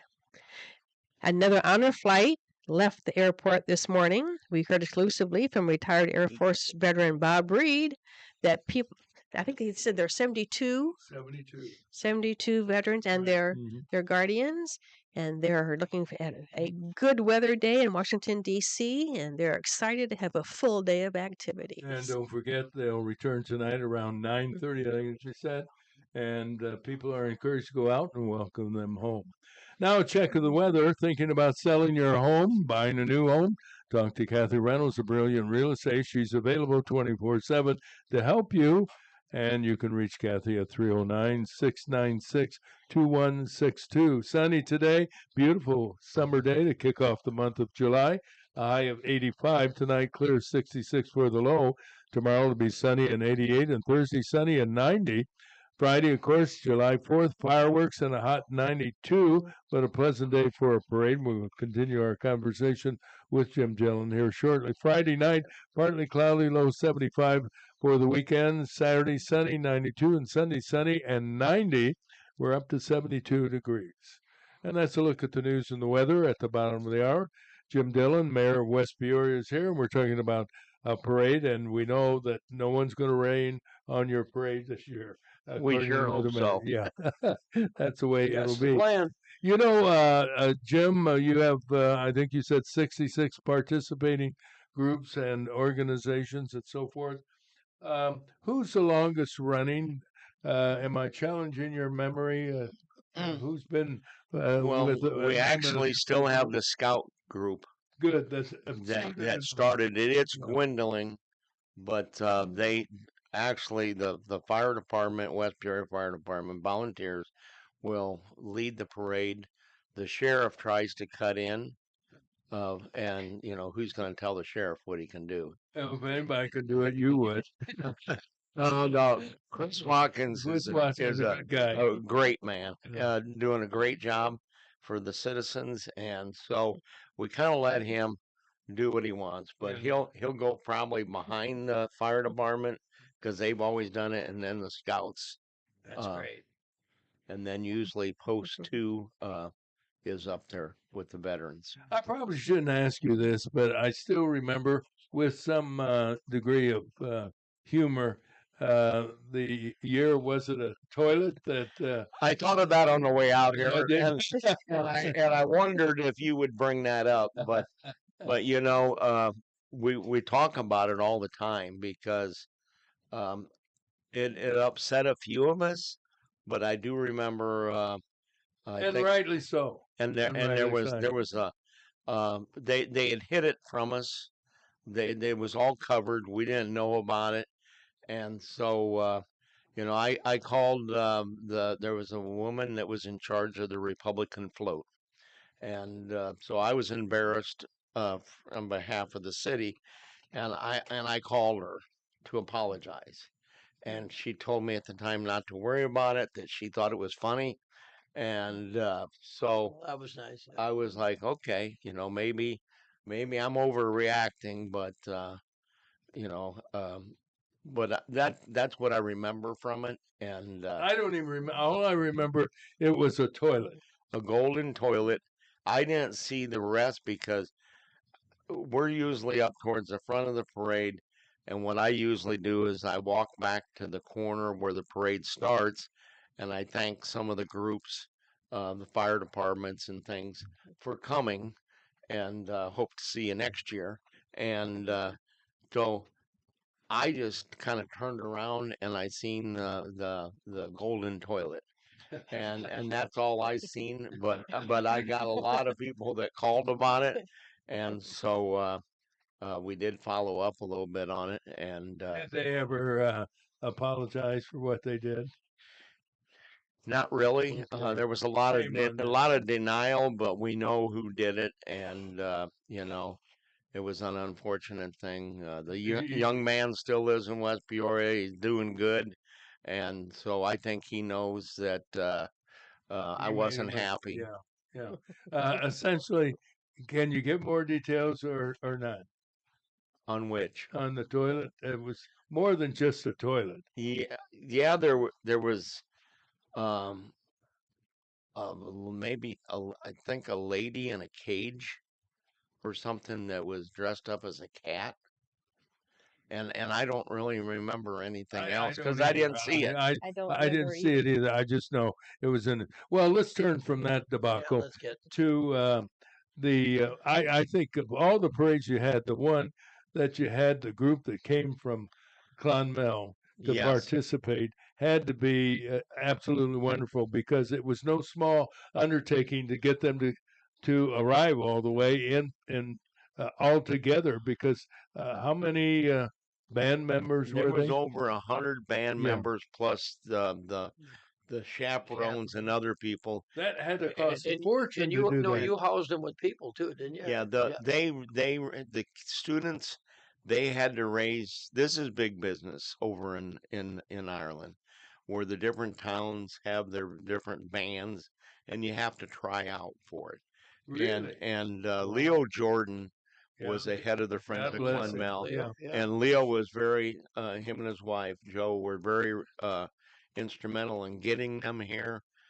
Terry Tate and his wife were in charge of finding housing for the kids. Now, some of the adults at the time they put up down at the Pier Marquette, but there's still friendships that were started because the kids staying at different people's houses at the time, and it's a shame. We've kind of talked a little bit about trying to get them back, but things are a lot different in Ireland now with their economy and stuff. And but each kid, from what I understand, had a bank account, that somebody took care of, and they had, if they wanted to go somewhere, they had to raise money to pay for their and flight. This thing was flying itself. yeah, and I did remember at one time, but I don't know how much it did cost them. But I don't know why I want to say around 300,000 in total expenses. When they came here, then they would go to Chicago for a while and sightsee, and so the kids got a pretty good experience. And experience for that matter.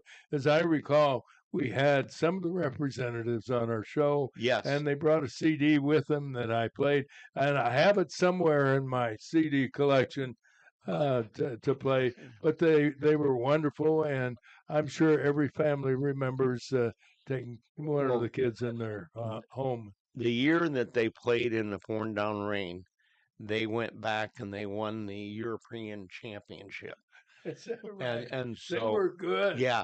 So I mean, and they won't go and travel unless they know that they're good. And every so many years they kind of have a rebuilding group where you have to try out for this band, and just because you try out, you don't get accepted. And that's something to hold auditions to see whether or not you're good enough to be in the band. Yeah. But I mean, it's a nice thing. When I've been over there a few times, when we would take a tour of the town, and we would walk up towards the band building, because they have their own building, and they would start performing for us, and it would be a rehearsal that the kids were going to be there anyway, but they had planned it for us to be able to walk up and go in and listen to them. And it was always a good experience. Well, let's talk some more about the parade.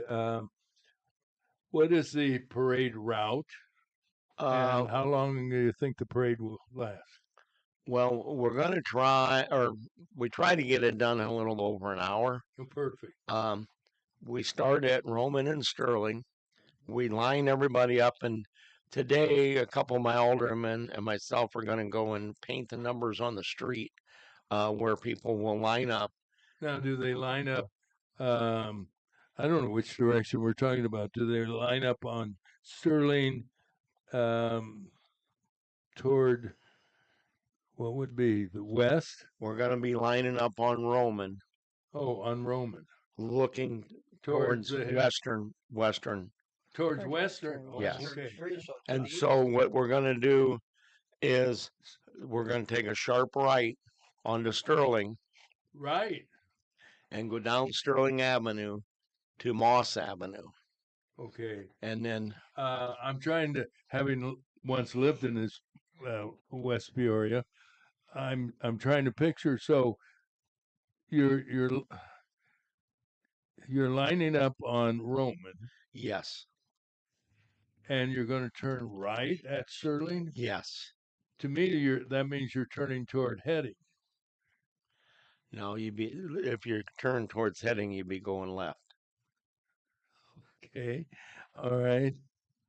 Anyway. Yes. Anyway, when we turn on the Moss, I know how to get there. So I mean, shut up, Roger. It's it's a beautiful street with the big trees, so it cools off a little bit there.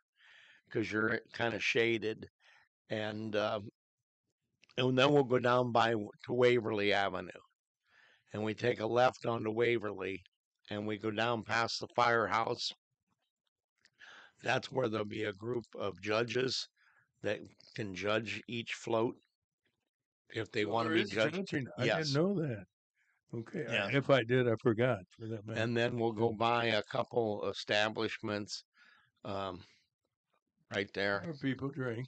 Yeah. And they usually serve breakfast that morning. Oh, they too. do? Yes. Okay. What are the names of the those Owl's places? Nest. The Owl's Nest, okay. Usually has something food related along with the refreshments. And then we have the Tartan Inn right there.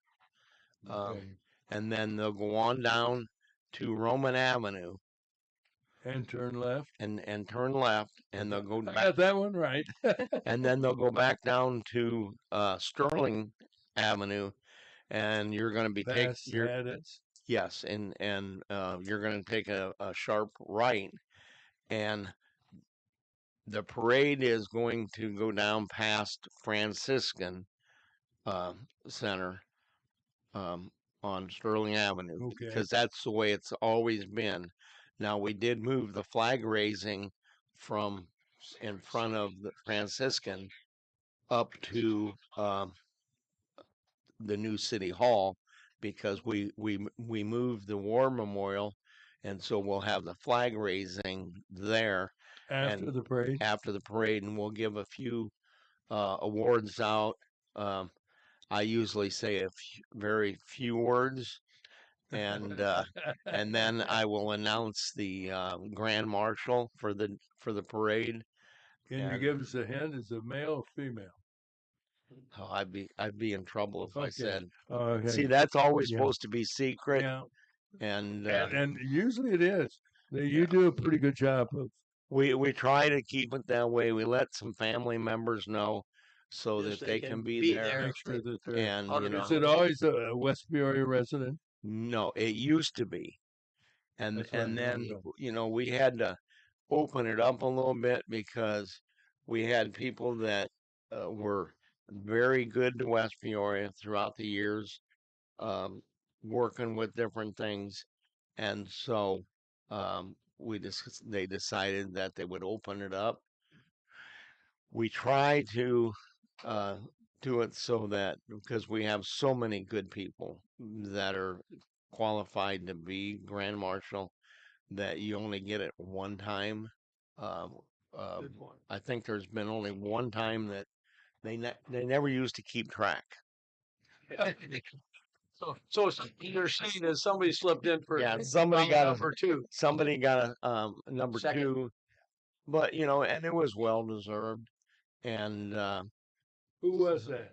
Sharon McBride. Oh yeah, well deserved. A big cheerleader for West Peoria for many years, and a lovely. She was actually one of the ones that started it. Yeah, well deserved. So I think people can live with that. Yeah, but we got maybe 10 names this year.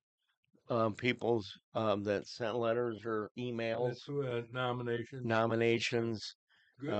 One stood out more than the other, and so normally, there's myself and a few of my council people or administration that do the final pick.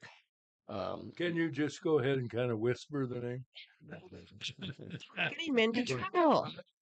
Tell one person, it'll be coming back here tenfold. But so when people get mad about it afterwards, then I say, well, I was the one that made the decision. You take the heat. There's an old saying, as you know, in politics: if you can't stand the heat, get out of the kitchen. You said that. Harry Truman, I think, wasn't it? You have to stand up for your other council people and your staff. That's right. And so you take the heat off of them and are willing to. At any rate, for those people who are listening, where do you suggest people in West Peoria? They know where to go and where to sit and so forth. But people who might be from Elmwood or Morton or East Peoria, what's your recommendation on what they can do to Well, watch the parade? if you're going up there and you got little ones that are wanting the candy, you kind of want to be on Sterling. At the start of the parade, near You the know, start. it may be a little warmer there because there's not as many trees, but otherwise you could be at the end by Franciscan, by where they have all the big evergreen trees. Oh, yeah, very And it'll shady. be a Well, little it's going to cooler be there. right, but you're going to start at 10 o'clock. Yes. Our temperature right now is in the 70s. So people are going to start gathering pretty soon, and by 11 o'clock, even if it's 94 that day, it's going to be 85, 80, 92. 92. But I would say to get there early, because there will actually be people that will put their chairs and blankets out the Yeah. night before. They do that at the They Morton do that Pumpkin more Festival. In Morton, They yeah. grab their location by putting chairs out. And the other thing that is really I think it's neat, is that so many people will have picnics, family picnics at their house. That day. Yes, you have families that may have moved away over the years, and they'll make contacts with the new resident so that they can come and sit in their yard and watch the parade. And so, it's something that I think is nice for the community. It brings a lot of people in, and we're over 50 years. COVID kind of messed us up for a couple years, but it will continue, and we just try to make it bigger and better every year. You sure do. Is there anyone, any vendors selling cold drinks or anything like that in some of the neighborhoods? You'll see sometimes there'll be maybe a little kid will set up a stand. I usually try to have bottled water at the city hall at the start Ooh, and that's a great at the idea. end of the parade, because we don't want anybody to get overheated. And of course about halfway would be where the firehouse is at, and they'll have something available there too. We know people in West Peoria really turn out as they do from Peoria and some of the surrounding communities, suburbs, and so forth. Have you ever been approached, or do you have any idea of where all people are coming from? Do you get feedback? Well, occasionally we do, because we'll run into people that will actually come from out of town because they grew up in this area and they're in town, and so they came to the parade. One year, and I think it was either last year or the year before, I met a couple that were actually going to a car show somewhere, and I forget where they were from, but they had stayed in the hotel here in Peoria the night before, and they overheard somebody talking about the parade, and they said that they love parades, so they came up here. They spent an extra day in Peoria because of that. Came up here, watched the parade, and then I just accidentally ran into them, and they told me what a wonderful time that they had had, because they love parades. And that's what I think. I advertise it as the largest 4th of July parade in downstate Illinois. I think you're accurate Because with that. when it's a political year, we usually get politicians, and I've had a couple years ago we had the governor and the lieutenant governor, and there was people that either would boo or clap for him. Oh, you're kidding. No. And then Come on. and then when it got all over with, they were like, we've been in a lot of parades, but we've never seen so many people lining the streets, and especially kids. And that's what, any parade's about, the kids and candy. And I had a young lady that asked me, that hasn't been around for a number of years, if they still threw all the candy. And I said yes. Yes, we do. And we're not supposed to throw it. We're supposed to hand it out because you don't want anybody getting hurt. Yeah. But that's what it's about. The kids. Very nice. It is true Americana. The West Peoria July 4th parade. Again, it starts at what time? 10 o'clock. They're supposed to shut some of the roads down at 8 o'clock. That's what I'm saying. You know, I have to thank the Peoria County Sheriff and his department because that's why he's second in the parade.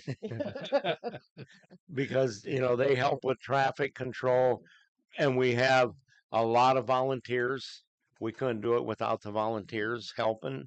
Yeah, and, I think you said something like 200 volunteers plus. Well, I wish we had that many, but we do have quite a few, and we have some regulars that help every year. Yeah. And so that's what you need to pull this off, and keep your expenses down. And so, who's the coordinator for the parade besides the mayor of West Peoria? The city administrator. Okay. And you mentioned Worley at one time. Kinga Kreider. Kreider is her name. Okay. Oh, who's the owner of Hedda? Oh, Worley? No, Mark sold it a number of years ago. That's right. Yeah. And so that's when the city basically inherited and took over the parade because we wanted it to continue the way it's always been run. And then the city, I mean, we did a lot with the Lions Club when they did it, and because it's grown so big. But that's how we learned. I learned how to number the vehicles and where we're going to put them, and that was the key to trying to. The parade used to be 2 hours, and so now with the way we number them, and then the way we get the volunteers to get them going in the morning. So I mean, we rely on the good sisters over at the Immaculate Conception to make sure that it doesn't rain. And we need some. Jim, it's wonderful to have you come and give us the details of the parade and what's going on in West Peoria. But no surprise to you, I can't let you leave without giving an update with the sweetheart of Clonmel and West Peoria.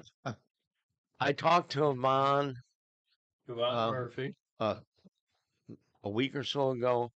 Of course, she texted me on Father's Day because, like she did my wife, because we're her American parents.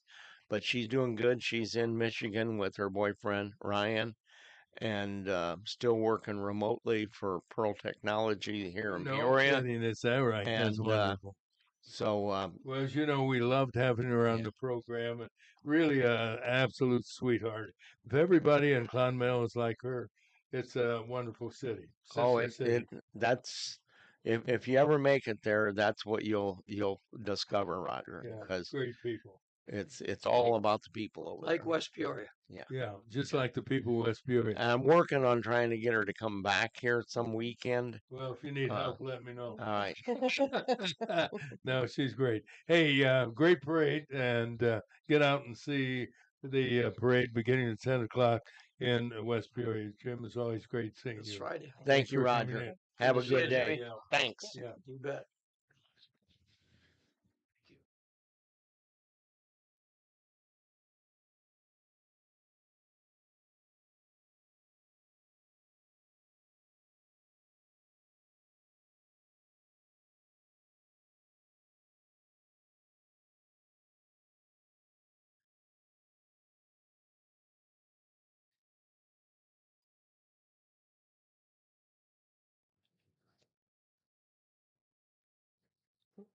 Okay, he's got to have been mayor of West Peoria for.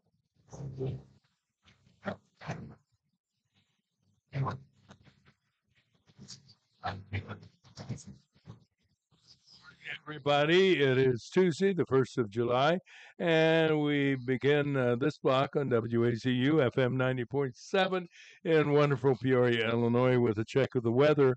And it's brought to you as a presentation of Matt Wall, CPA with Gordon Zachman. Wall, for more than 40 years, Matt has been handling tax returns and other financial matters for individuals and businesses, large and small.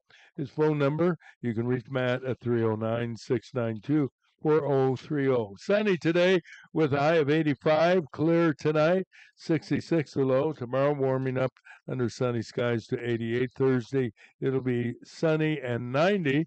And on the 4th of July, Friday, fireworks and a hot 92, but a cool parade in West Peoria.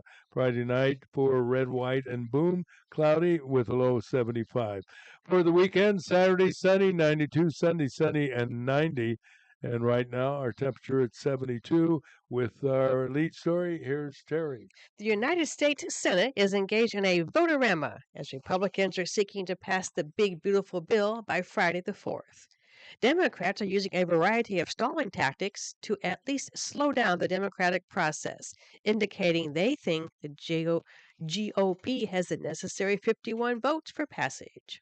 Nothing is guaranteed, as Republican Senators Rand Paul and Thom Tillis are on record opposing fellow Republicans. All Democrats are opposed, although Pennsylvania Senator John Fetterman calls stalling antics by Democrats silly. Speaking on our program yesterday, former Congressman Ray LaHood believes Republicans will narrowly pass the measure. President Trump is stepping up his criticism of Federal Reserve Chairman Jerome Powell for failing to lower interest rates for working Americans. Trump says more than 40 countries in the world have lower rates than the United States. That includes Canada, Japan, Switzerland, and several others. Of course, as we mentioned, the president says Powell is hurting the U.S. economy from reaching even record highs. And high is where Wall Street is this morning after a robust day yesterday for investors. The Nasdaq Composite had its best first quarter in 5 years, and the S&P 500 posted its largest percentage gain since the fourth quarter of 2023. The Dow was up 275 points to over 44,000. Caterpillar jumped $3.50 a share to $388.21. Democrat Party leaders still struggling after an avowed socialist won the nomination for mayor of New York City. Zohran Mamdani has openly admitted he supports defunding police, providing free health care for everyone, including illegals. He hates Israel and Jews. He wants free bus service, a $30 minimum wage, and city-owned grocery stores, among other socialist freebies. 30-year-old Brian Koberger has pleaded guilty to murdering 4 University of Idaho students. His guilty plea saves him from a possible death sentence. Prosecutors say Koberger brutally murdered 3 female students and a 20-year-old male student November 13, 2022. The family of one of the victims criticized the deal, calling it shocking. "We are beyond furious at the state of Idaho," said the parents of 21-year-old Kaylee Goncalves, who was fatally stabbed multiple times. Let's turn to local news and a terrible story to report this morning. A 1-year-old child died from what authorities are saying the victim of tremendous physical abuse. Peoria County Coroner Jamie Harwood said the child, Kylan Ewing, was brought to OSF St. Francis Medical Center with multiple blunt force injuries, was unresponsive, and without a pulse, was later pronounced dead. Harwood said the child's death being treated as a homicide.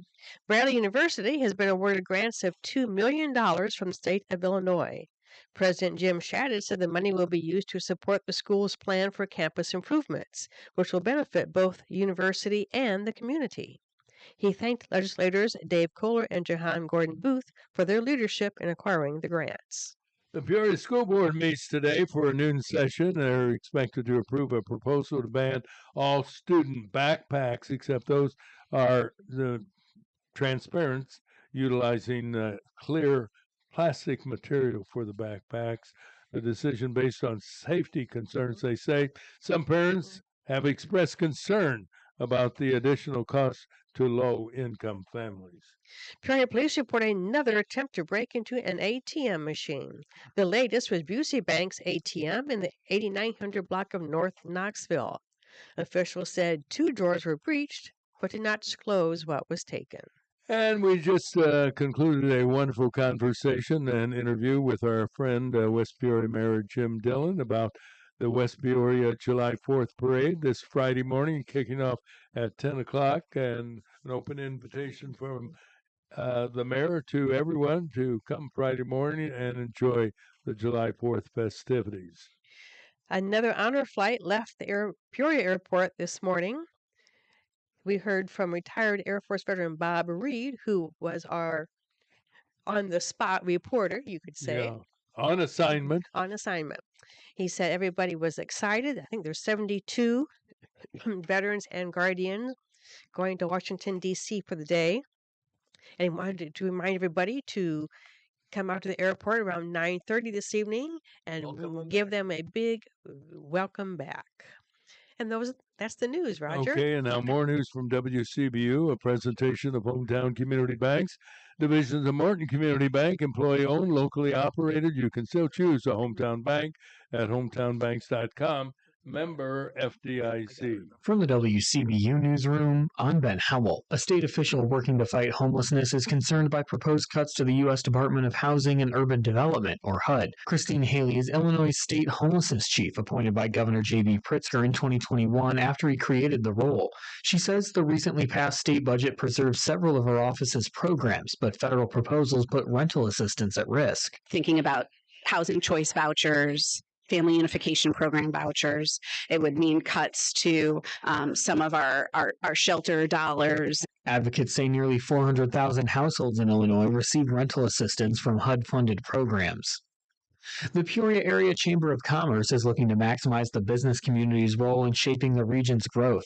Chamber President and CEO Jessica Linder-Gallo says the organization is working to develop workforce strategies and deepen its collaboration with other community organizations. Whether it's removing barriers, supporting a strong workforce pipeline, retaining talent in the region, or helping businesses navigate change, the Chamber's committed to creating an environment where business can thrive.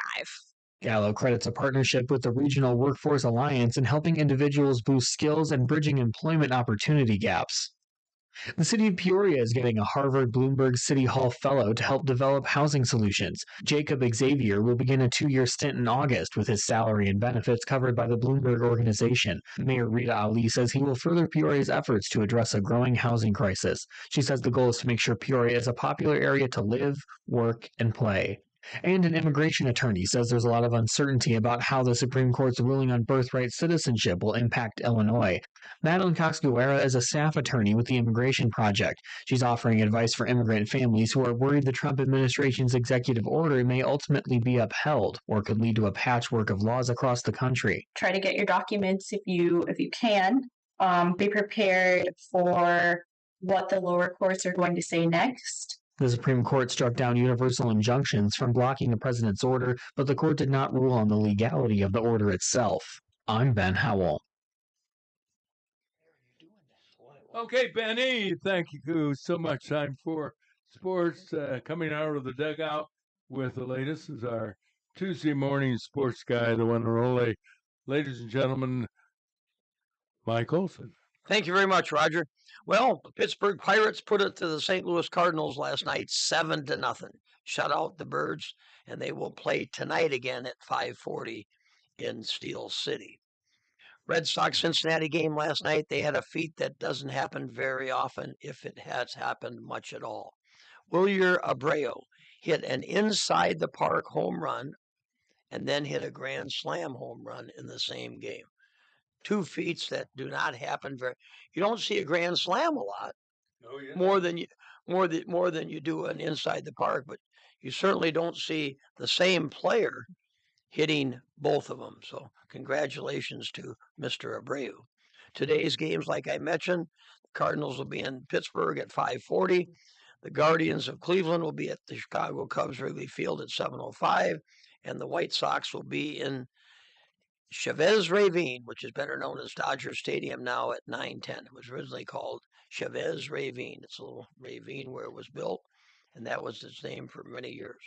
Cubs are up 2 games in the standings in the National League Central Division on the Brewers and 3 games on the Birds. Wimbledon started yesterday, one of the 4 majors in men and women's tennis. On the men's side, number 12, American Francis Tiafoe won in straight sets.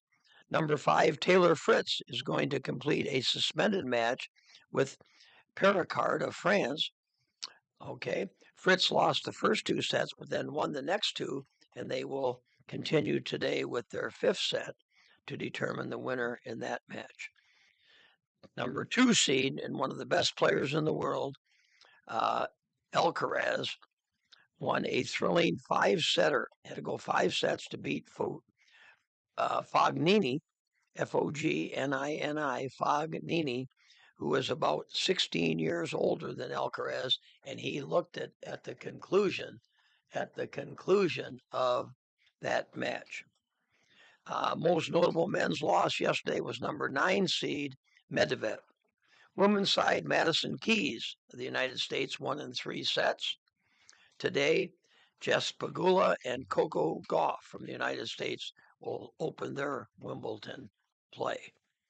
In local baseball, in the Peoria Sunday Morning League, the Miller Falcons, a longtime sponsor in the league, that team is leading the 8-team Sunday Morning League 10-1.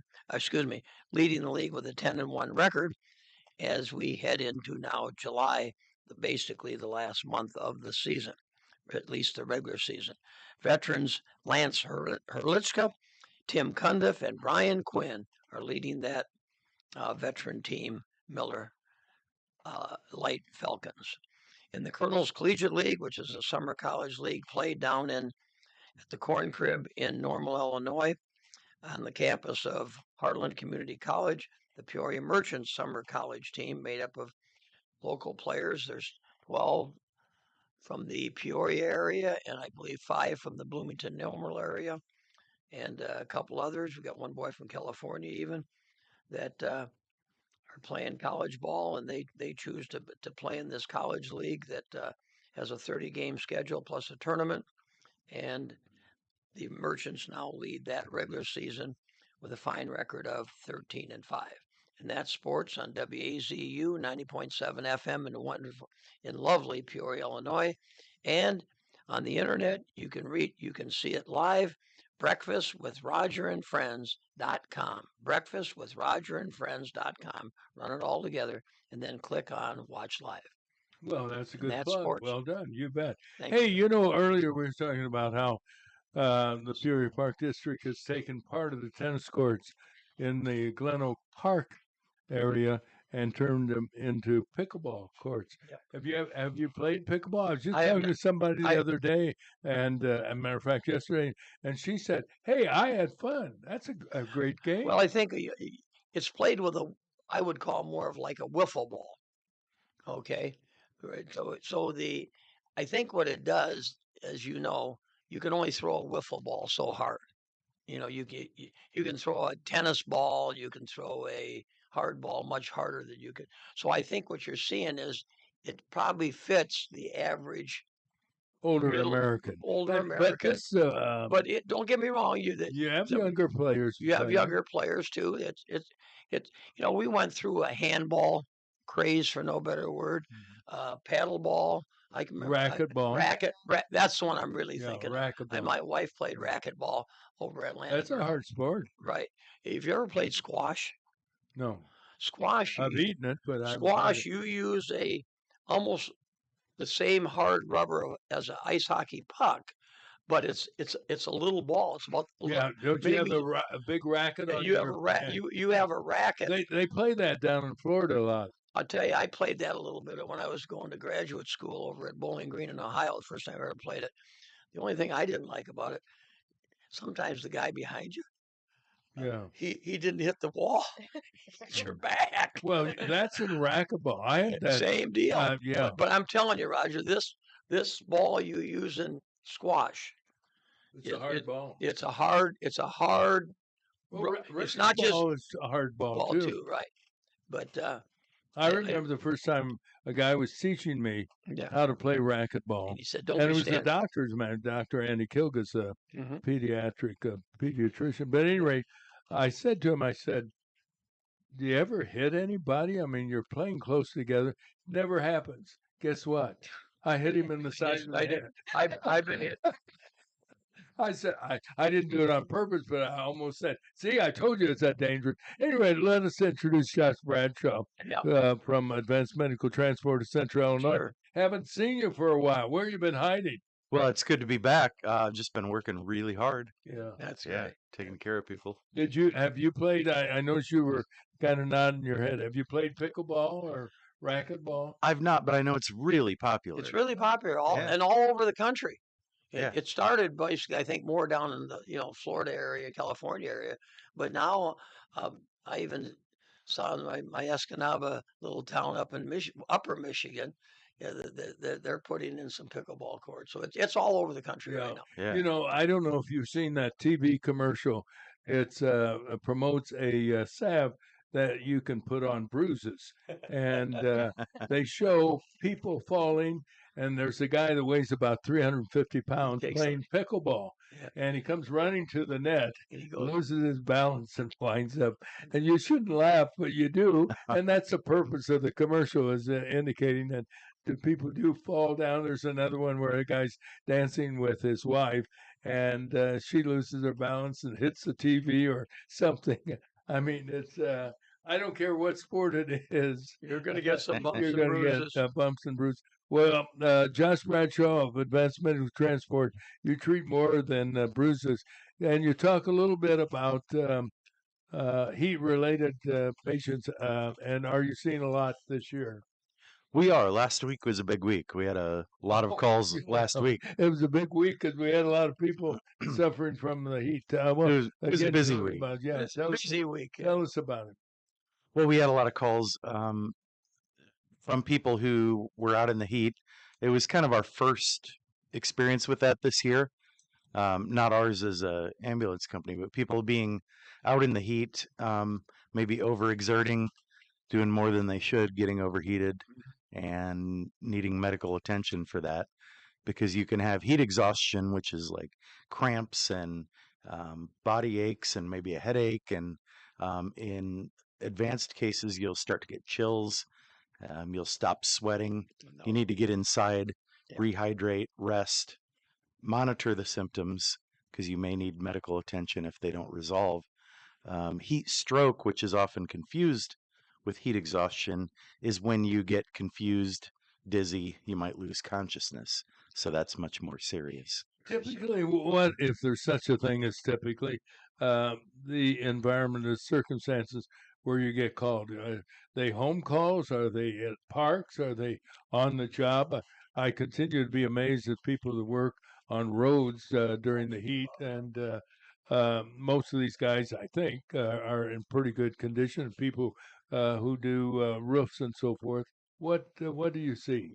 It does seem like we get a lot of calls out on the streets, on the roads, workplaces, places like that, and where people are active, and people just tend to overdo it, and so it's a good thing to go get checked out. And if you need a place to get cool, because a lot of people don't have the option of getting out of the heat. We have a lot of people who are unhoused in the community, and they may find shade, but they're typically not going to know where to go find a place to get cool. So if you call 211, which is a free and confidential service provided by the Heart of Illinois United Way and AMT, you can find where the cooling centers are, places with air conditioning and typically comfy chairs where people can go cool down. Also, you can, on the health department's website, I believe on the city's website, that information is readily available, and our media friends help us to get that information out as well. Yeah.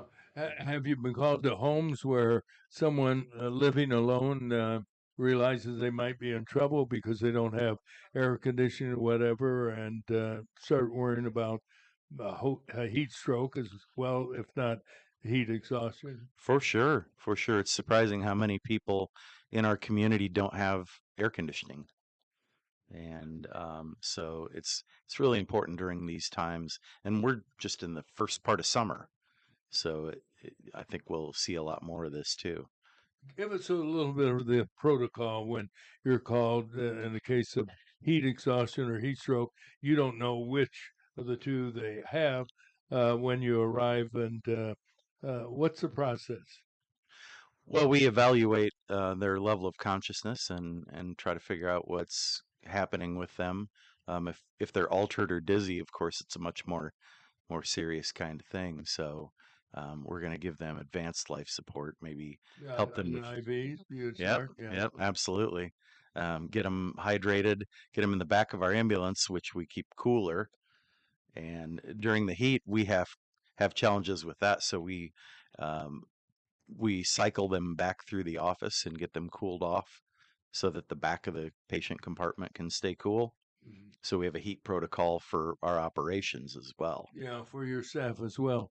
Yep. Can you give us an idea of where, I know we've talked about this before, but bears repeating, the locations where you park your vehicles, where you're stationed to make sure that most neighborhoods are within minutes of attention by AMT? Yeah, we analyze call data typically every 6 months, and we look for where the calls are coming from and the volume of calls, and figure out where we need to stash our ambulances for the best response times. So right now, within those areas, we look for a shady place. Yeah, Try to keep them cool. yeah. Keep the staff cool. That's important. They stay in ready condition physically, are ready to rumble for that matter. Tell us a little bit about staffing. How are you doing today, and are you continuing to recruit potential candidates to work at AMT? Well, we're always looking for good people, but we're in a much better spot. There was a shortage in all of healthcare for the few years after the pandemic, and it was a really tough time because it seemed like people just didn't want to do healthcare jobs. But Was that because they didn't have an interest? Was it because financially it wasn't that rewarding? What were the downfall of recruiting opportunities? well, there was just a gap, and there was a lot of competition for talent, and people could go do a lot of different things because it wasn't just healthcare that was short, it was everything that was short. But we're finding that a lot of people nowadays are choosing to go into healthcare, and we're seeing a lot of talent come in the door, and we're very grateful for that too. So we have ongoing classes for EMTs and paramedics, so that helps us with a pipeline of individuals that can step right into the job and do it in the way that we've trained them to do. Yeah, I think you indicated that it is possible for someone to continue their other job and while getting trained to become initially an EMT. Yeah, and our current model for EMT training is to hire that person full time, Oh, really? and Okay. they spend a full work week every week in the classroom and And get. how long is the curriculum? So at 40-ish hours a week, the classroom portion is about 6 weeks, and then they do about that amount of time in internship too. And then they, of course, have a testing process, and they enter the system and become EMTs and productive members of an ambulance. Now, remind us the difference between an EMT and a paramedic. Yeah, an EMT is the entry level position, and they help the paramedic, and they can perform life-saving functions. But the paramedic's role is much more advanced. They can do IVs, they can do pacing of the heart from the outside, invasive procedures like that. They can put a tube down your throat to help you breathe. Lots of the fancy things that we do out there in the field. Having had my 6 month checkup and the blood work procedure, I wonder if you would explain to me the training to become a phlebotomist, or in layman terms, a sticker. As you know, we've been there and done that, all of us. There are some who are good at it and some who are not good at it. And there are also situations in which the patient may not be a perfect one to stick. And I have learned as you get older, it becomes more of a challenge for the phlebotomist. For So sure. how do you train people to learn how to stick people? Well, we have some pretty advanced training adjuncts in the classroom. Arms that actually have a fluid flowing through them, and they have veins buried down beneath the fake skin and the models, really? yeah. So if you get the IV successfully, you can tell right away because there's real fluid flowing through. Now, do the models ever say "ouch"? Oh, like real people do?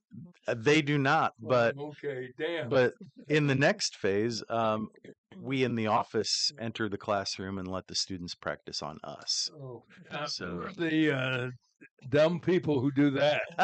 well, that would be me. And oh, pardon the expression. I'm sorry to hear that. No, we consider it part of the process, and also they go into the ER and they have to get a number of IV sticks in the ER, and by the time they actually start working, they're pretty darn good at it. And when they start working, they're going to get even better at it because they're going to be doing it in the dark and upside down and in a downpour and interesting. Yeah. Is it true? I've heard this on more than one occasion. Is it true that people, if they know they're going to have some blood work done, that they should drink lots of water?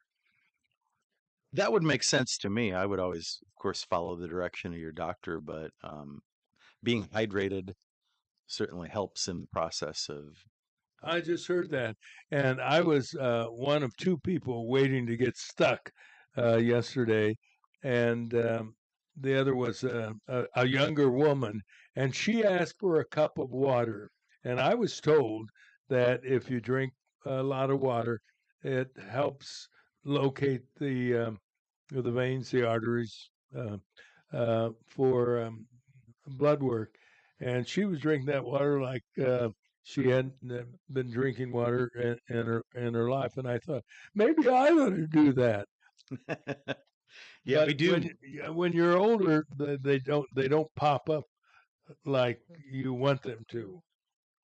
Yeah, I've seen that, and when people are dehydrated too, it is hard to find their veins. But we see that with people that overexert in the heat sometimes. Yeah. Now, before you had the models, the human-like models or whatever you call them, yeah. What was the training for people who were learning to be phlebotomists?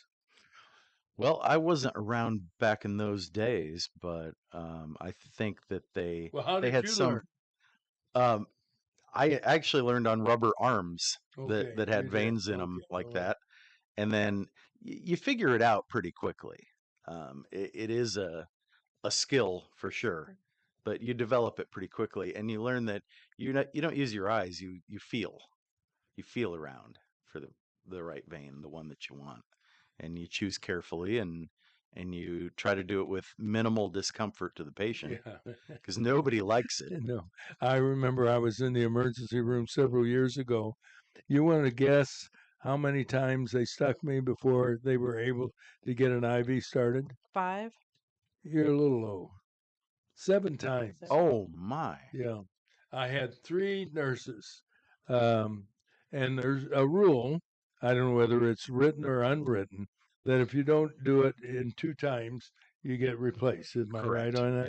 Yep. So the gal left after 2, and I helped her leave because I said, "You're done." 'Cause she left and with an apology, sorry. And the next one, it took a while, but they when they leave, I'm sure they go out and said, "We got a tough one here." Hard stick. And yeah, and who wants to be next? So the next gal came in 2 times, and she didn't get it.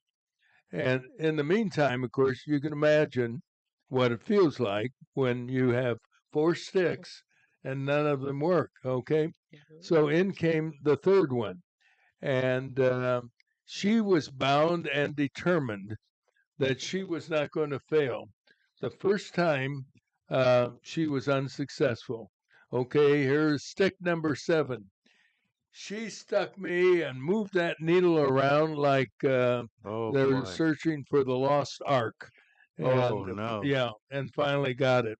And in the meantime, I think I was on a blood pressure cuff as well, and it rang a number of times. I think I tried to get it to go SOS in a way, but and I don't deny, apparently I have those kinds of veins that are hard to locate. Now, yesterday they did the touch thing where they tap your arm, and the wrist. She wound up going in with one at the wrist. Oh, okay. Yep. And that's not. I don't think there is a location that's pleasant. No. On the other hand, I remember a nurse for Dr. Sidler, and if Andy's listening, I thank her again. She could do it amazingly and not feel a thing. Yeah, I've known people like that too. Some people are better at it than others. Yes, How would you rate yourself at doing it? Well, I haven't done them in a long time since my EMT intermediate program. You're out of the competition then, so I am out of the yeah, I would not be the guy, but I know people that could get one across the room, or they get them and you don't even feel it. And we have medics that they'll start half a dozen a day while they're in the back of the truck, and every day that they work, and so they get good at it. It's like anything else. Practice, I won't say makes perfect, but better for that matter. And we're used to doing it in a moving vehicle too. And so how do you do that? Well, it causes everybody, not everybody, but it causes the medics that work in those conditions to really get good at what they do. Yeah. I always get a big kick because when you have to have blood work and you meet the phlebotomist, one of the first things they say is, "Which arm do you prefer?" And I said, "The one that won't hurt." That's right. So they start with the right one and tap it and tap it and tap it, and then they go to and this happens every time. Then they go to the left one, they tap. Guess what happens next? They go back to the right arm. And at that point, they've run out of options. They only have two choices for the process. Well, we're going to continue to talk about Josh Bradshaw and AMT, but let's wrap up with final news, guys.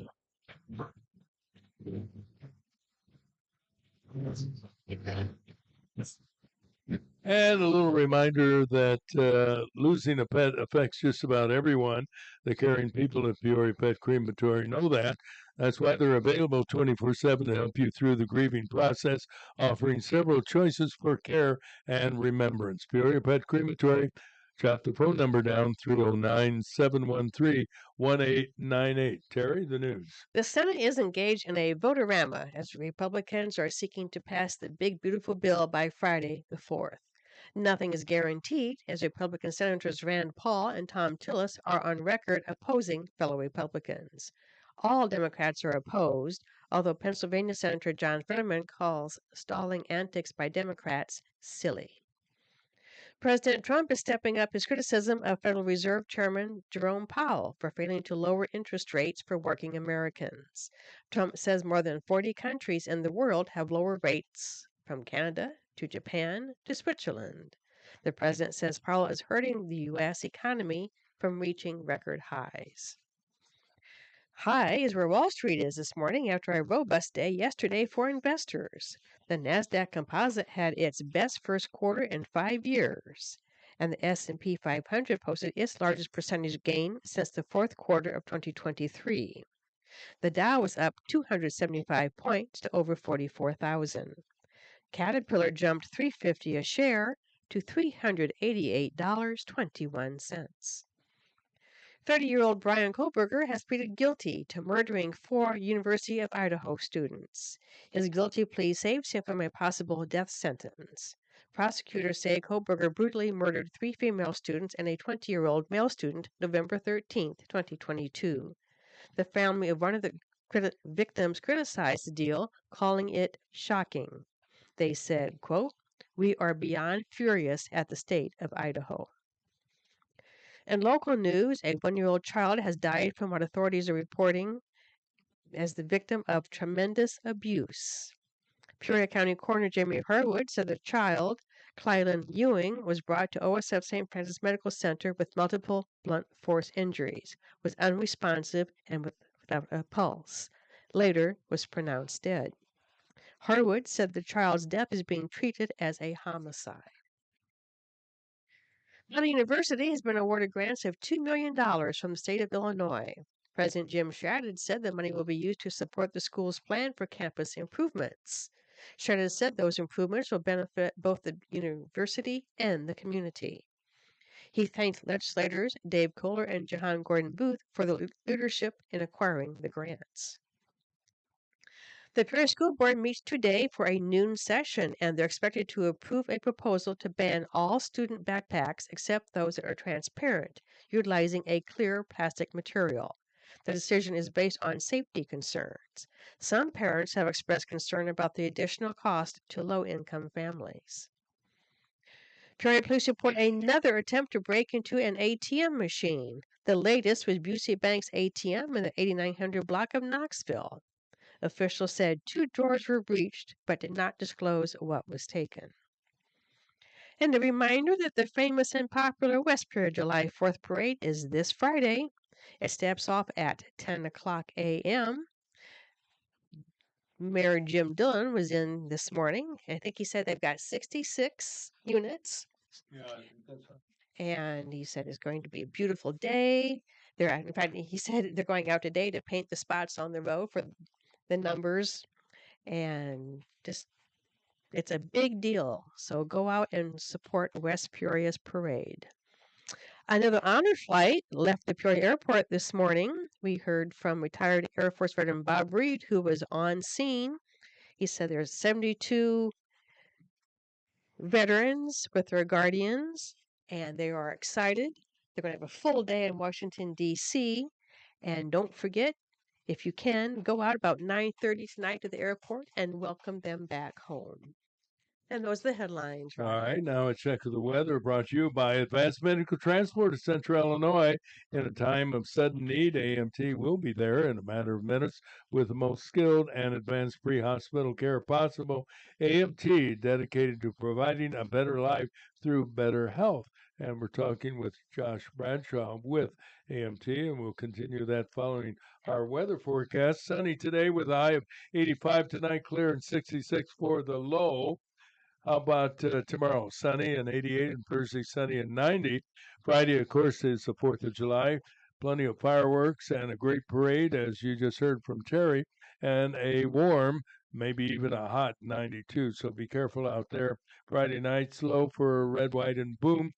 75 the overnight low. Saturday, sunny, 92, and Sunday, sunny and 90. And currently our temperature is 76 degrees. As we indicated, we're talking with Josh Bradshaw. How long you been an employee now of AMT? Boy, almost 20 years. Oh, my goodness. Yeah. Originally from where? From Pekin. Pekin? Yeah. And what motivated you to say, I want to get into the healthcare business? I was a newspaper photographer, and one day I came upon a really bad car accident, and people needed help, and I didn't know what to do. So I called AMT looking for a first aid class because I didn't want to be in that situation again where I was just helpless and there were people, screaming for help and I was the only one around. So I called for a first aid class. Andrew enrolled me in an EMT class. Andrew Rand? Yeah, he was answering the phone. He was. Those days. What a guy.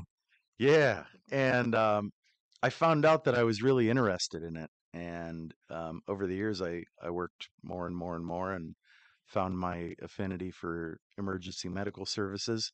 And so I started working there full time and entered the administration team about 10 years ago. And I still get out on the streets, though, and work, too, because I still like doing that. You like to keep your skills finely tuned.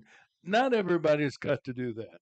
What are the maybe the intangible things and characteristics that someone has to have? As an example, I'm not I don't enjoy seeing blood, particularly my own. There are some emotional factors to consider, are there not? There are, yep, and we realize that, and we try to provide a very high degree of support for our staff because they need support in keeping their physical health, their emotional health, and their mental health sharp in order to do the job. So yeah, we have a lot of mechanisms when they need assistance for that. Are there some that enter the program to learn, and at a certain point they say, you know what, I don't think this is for me? Quite a few, actually. Yeah. Yep. And that's okay because it's a tough job. And it takes a certain kind of person and somebody who really doesn't like sleep very much. But really who has a heart to serve and a passion for helping people and is willing to put up with the tough parts of the job in order to help people out and take care of their health. Yeah, I would say it is a skill that is transferable in the sense that if you have a spouse that says, I'm going to take a job in let's say, Denver, Colorado, they know that being a paramedic or an EMT, they're going to be hireable no matter where they go in the country, if not in the world. True. That is very true. It is a job that there is always a demand for, partially because we have the baby boomer generation needing a lot of health care, and the subsequent generations were smaller in size. And so there are fewer people to provide the health care, more people needing it. So that has created some of the demand that we're seeing now.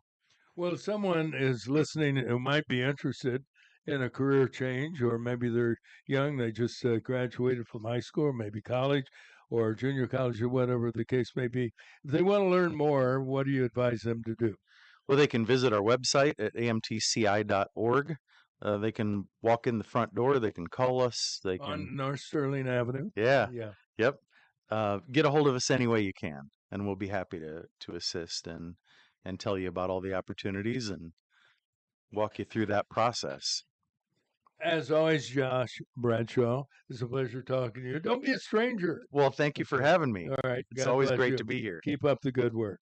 We'll be right back after our pet tip of the day. Today's pet tip is brought to you by Peoria Pet Crematory of Peoria and Lewiston, providing final care for family pets, large and small, 24 hours a day, 7 days a week. Their phone number is 713-1898. That's 713-1898. More information is available at peoriapetcrematory.com. Pet lovers are dedicated to their animals, all species from horses to turtles, and of course, cats and dogs. If you are a pet lover, learn these little-known, somewhat amazing facts about your pet. Cat owners will tell you that their cats are every bit as communicative as dogs, yet cats are known for being aloof, but those who study cats and their behavior will tell you that cats begin to make sound as soon as they are biologically able. Cats learn quickly which sound to use to get their humans to respond appropriately. When, why, and how cats talk depends on the cat and his personality, the situation, and who he is talking to. Each cat will learn what their humans respond to, and that the same sound means something different to different people. Now, I think that's pretty smart. Some cats talk to you when you come home. They talk when you are feeding them. They talk to their toys. And then there are other cats that would only vocalize under extreme conditions, like when you step on their tail. As to who is teaching who, it's debatable, and cat owners don't care. They like and accept the interaction when it's offered and feel more appreciated when spoken to. Other owners are just happy to have their pets that are there, but not needing a lot of attention. If you are thinking of adopting a cat, be sure to spend some time with it beforehand so that you get the right one to fit your lifestyle. Many rescue groups, humane societies, and animal organizations have rooms specifically designed for this kind of one-on-one interaction. These groups are not selling a pet, but rather placing one in a proper, loving, well-matched forever home.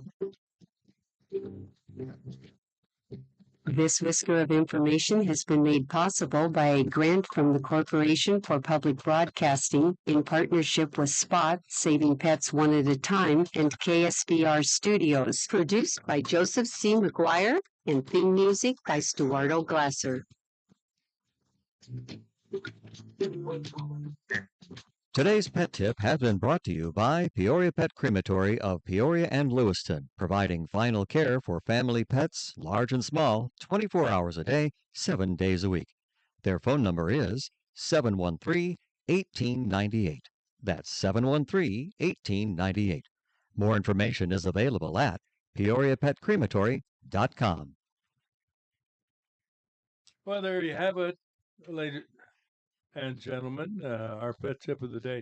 We have found out that this talented Josh Bradshaw is also a musician, because Scott, help me on your last name. Tranchitella. Tranchitella, who is he and his partner, Chris Buckley, are helping us get on the internet, on YouTube, as well as hopefully Alexa, once again, and iTunes and iHeart. You have a band? No, I used to have a sound company. He has the band. Oh, he has. You don't want me playing any instruments, trust me. Okay, except Coleman paper. So you come in and you see Josh and say, well, here's another guy that I come in on the program and somebody I know. So how'd you two make the connection? He has a band. You have a band, did you say? Right. Josh? Yes, sir. What's the name of the band? It's called Johnny Quest. Johnny. It's a really good band. It seems like I've heard of Johnny Quest. Right. And you're a guitar player? Yeah. And how many in the band? And 3. What is it? It's a trio? Yeah. Guitar, bass, and drums. The Kingston trio? Yeah, kind of like that. Yeah. So you sing and play? Yeah. No kidding. Now, who's Johnny Quest? Are you Johnny Quest? Yeah, that name came about because when I was young, we've had this band forever. And when I was young, I looked like him. And that was my nickname. So do you know who Johnny Quest is? No. I've heard the name. Cartoon, right? The cartoon character. Cartoon character. A live action. It wasn't like a cartoony look. Their lips. Remember how the lips would move? Yeah. There was Haji. Yes. And that's Ace. Right. Yep. So where were you when you met Johnny Quest? So I had the contract to do Kelleher's street parties, my company, on Fridays and Saturdays. So the bands would just come through and we would either be excited on who showed up or we would say, this is going to be interesting. And they were one of the, now that rarely happened, just to be fair, but these guys were one of the good bands and we've done them a couple of times. Thank you. So when you're easy to work with, both sides, production and the band, everything's smooth. It's flows like perfect. What kind of music do you play? We play a lot of cover music, 80s and 90s alt pop music. Nothing too heavy, just general music that you'd hear on the radio. Are you still active today? Yeah, we're very active. Well, as an example, if someone wants to learn more, like how much do you charge, and do you do weddings, do you do birthday parties, et cetera, and so forth? What all do you do? We play a lot of gigs in bars around town, a lot of outdoor things, and some private parties too. Mm-hmm. Just a big mix of things. We try to keep it interesting. Well, we know how to get a hold of you in an accident. How do we get a hold of you for entertainment purposes? Well, I'm one of the easiest people to find around town, I think. But yeah, people can reach out to us. We have a website. We have a Facebook page, and that's how a lot of people reach out to us. And my phone number is on there. My email address is on there. So. You know, he's such a humble guy. He's been on the show umpteen times, and we had to have somebody come in from the outside who probably was driving down the road and said, hey, I know that guy. He has a band called Johnny Quest. And so you have a guitar, percussion, drums, you say? And bass guitar, yeah. And bass guitar. Really? Sounds like a great sound. Have you recorded anything? You have a CD? No, we just play live. Okay. Well, I was asking because we could play it if you had a CD. Oh yeah, yeah, right. Because you wouldn't be the first. Do you have nor merch, the last. like T-shirts and stuff? We do not. We're just Not three yet, friends that have we've had this band for 20. You do this for therapy. We do. Yeah. I was going to say, with the kind of life you lead, playing music and entertaining, Yeah. probably makes you feel good and forget some of the blood and guts that you experienced that day. Yep. We're very fortunate. We've had the band 23 years now, I think, and same guys. Now you're from Pekin. Are the other two from Pekin as well? Peoria guys. Peoria guys. Yeah. Where'd you meet, in a bar? Through other musicians. Yeah. Yep. And that's where music typically happens. Yeah. At least And most it's good of the to hear time. that you've been together for that long because that makes it work. Yeah, you're exactly right. Right. If you don't like each other, you're not sticking around for 20. Speaking of work, you're going to set up for who today? Chicago at the Civic Center No Theater. kidding. Wow. The Prairie Home Theater. Sorry about that. It's a new sponsorship down there. Oh, okay. So we do when, load in. when is the show? I've become surprisingly a big fan of Chicago. I'm sure they've had some changes over the years in personnel. Right. The show is tonight. The setup's at 10, and then the show's tonight.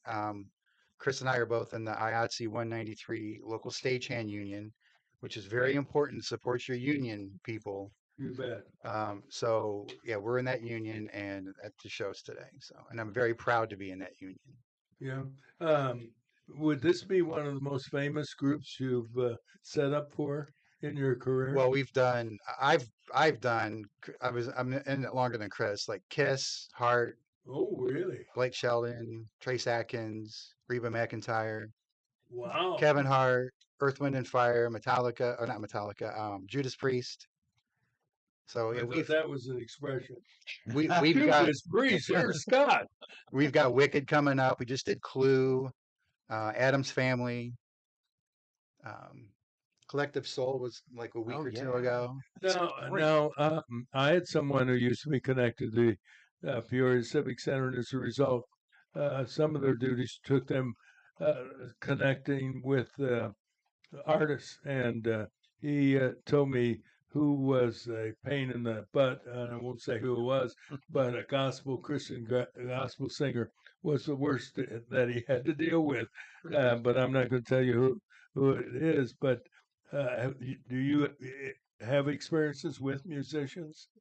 Yes, and for sound checks and so right. forth? So when they come through, you got to remember sometimes they might be having a bad day, or maybe the bus broke down or something. So you can't judge somebody based on. Boy, that's magnanimous. You know what I mean? If I can say that word. Because I can't say, well, so and so is bad. They were terrible. Well, I don't know what happened to them an hour or two before they showed up. Yeah.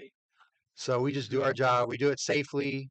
We do it professionally. The whole crew, there's anywhere from, it could be 10 people doing a show to 100. We just all work together. The union works together. We do it professionally. We work with the road crew. You don't really judge anybody. Yeah.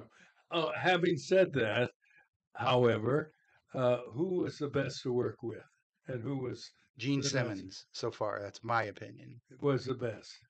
Well, there's a couple bests, but I mean, who you gonna put above Gene Simmons? Okay, I don't know. Fred Simmons. I don't know. Oh, it's his father. Julie Simmons. Now, I would say Gene Simmons. Yeah. Who was the most difficult? I am not going to say that because I don't know what happened to him an hour or two before they showed up. Well, as long as you didn't say Roger Monroe, I feel okay. Because you never know what I've gone through. Right. No, you're actually you're easy to work with. Okay, thank you. That's, after working with Mike Olson. I was going to say, I used to go work with Roger. Yeah, work with me for that matter. How long you been doing this, Scott? Like the sound and stuff for a while, and the union stuff about 7 years. In the union about 2, because you had to be an extra first. Like my audio company, 15, 20 years, and then video production, about the same. I used to buy old TV equipment from TV stations that were going out of business or going bankrupt, and I would just kind of tool around with the stuff that I would pick up, learn how to use it. Yep, learn how to use it and walk around with 80-pound cameras and shoot stuff and edit stuff, and it worked out. Yeah. So how do people get a hold of you? Like, how did you get this gig with Chicago? How'd that evolve? Well, it's because I'm in IATSE local 193. I see. It's booked through the Civic Center, and then you get the call I see. to show up based on your seniority and availability. And you set up all the microphones, the speakers, the whole ball of wax. Right. So or do they bring it in themselves? So that both. These guys will probably have their own gear. Like the road crew comes in. It could be one semi truck. It could be, some shows have 25 semi trucks. When you show up, you get assigned your position. I'm usually audio, and that is mainly setting up the PAs, the subs, the floor monitors. Very rarely is it microphones and stuff because that's backline. So I don't know what my position is until I show up, but it's probably going to be audio. And then I don't know what kind of gear because I don't know how many trucks they're bringing. Some people think Peoria is a big city. Some shows think that we're just a small city. Sometimes they'll bring 2 trucks. Sometimes they'll bring 20 trucks. Depends on the artist. You know, it's interesting what you just said. I remember the late Jim Garrett told me the story about he provided the limousine service, and he would drive out to the airport and pick up the star, and usually the star's agent or someone. And he said Barry Manilow, as he's driving, he's obviously listening to the people in the back of the automobile, and he heard Barry Manilow said to his agent, "Don't book me in this place again." I think they were driving over the Bartonville Viaduct where you saw the high pile of beat up cars and trash and everything. That may have played a part of it. But at any rate, guess what happened? The following year, Barry Manilow was back in Peoria. So my wife is a big bear, and we went to both of them. Yeah.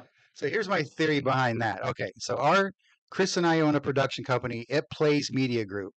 The It Plays part is based on the old phrase, "It plays in Peoria." So maybe Barry Manilow decided that he wasn't good enough to play in Peoria. I don't know. Interesting. So if he can't make it here, then he can't make it anywhere else. That's what Lucille Ball and all of them used to say back in the day. Back in the old days. Well, I will say, I didn't see him the second time, but I saw him the first time. And he put on a hell of a show. He's an outstanding performer, great singer, and just outstanding. And maybe after he did the show and he got the warm reception, he said, "You know what?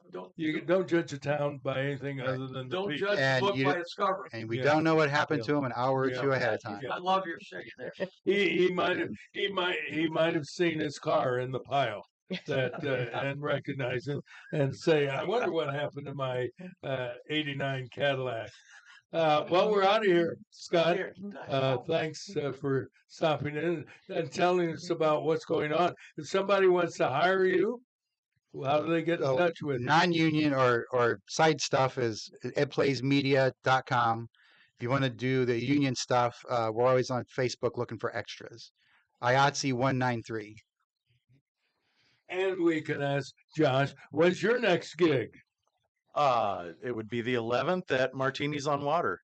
Really? Yeah. Hey, thanks for telling us that. July 11th, is that a Saturday? 7 p.m. It'd be a Friday night. No, it's a Friday because 4th of July is this Friday. Johnny Quest Band on Facebook. There you go. Thank you, Johnny Scott. Quest, you bet. And have a great day, and thank you for watching us on YouTube, and we'll be back tomorrow. Thanks for listening on WAZU FM 90.7 in Peoria. Remember, God loves you, and so do we. Have a great day, everybody.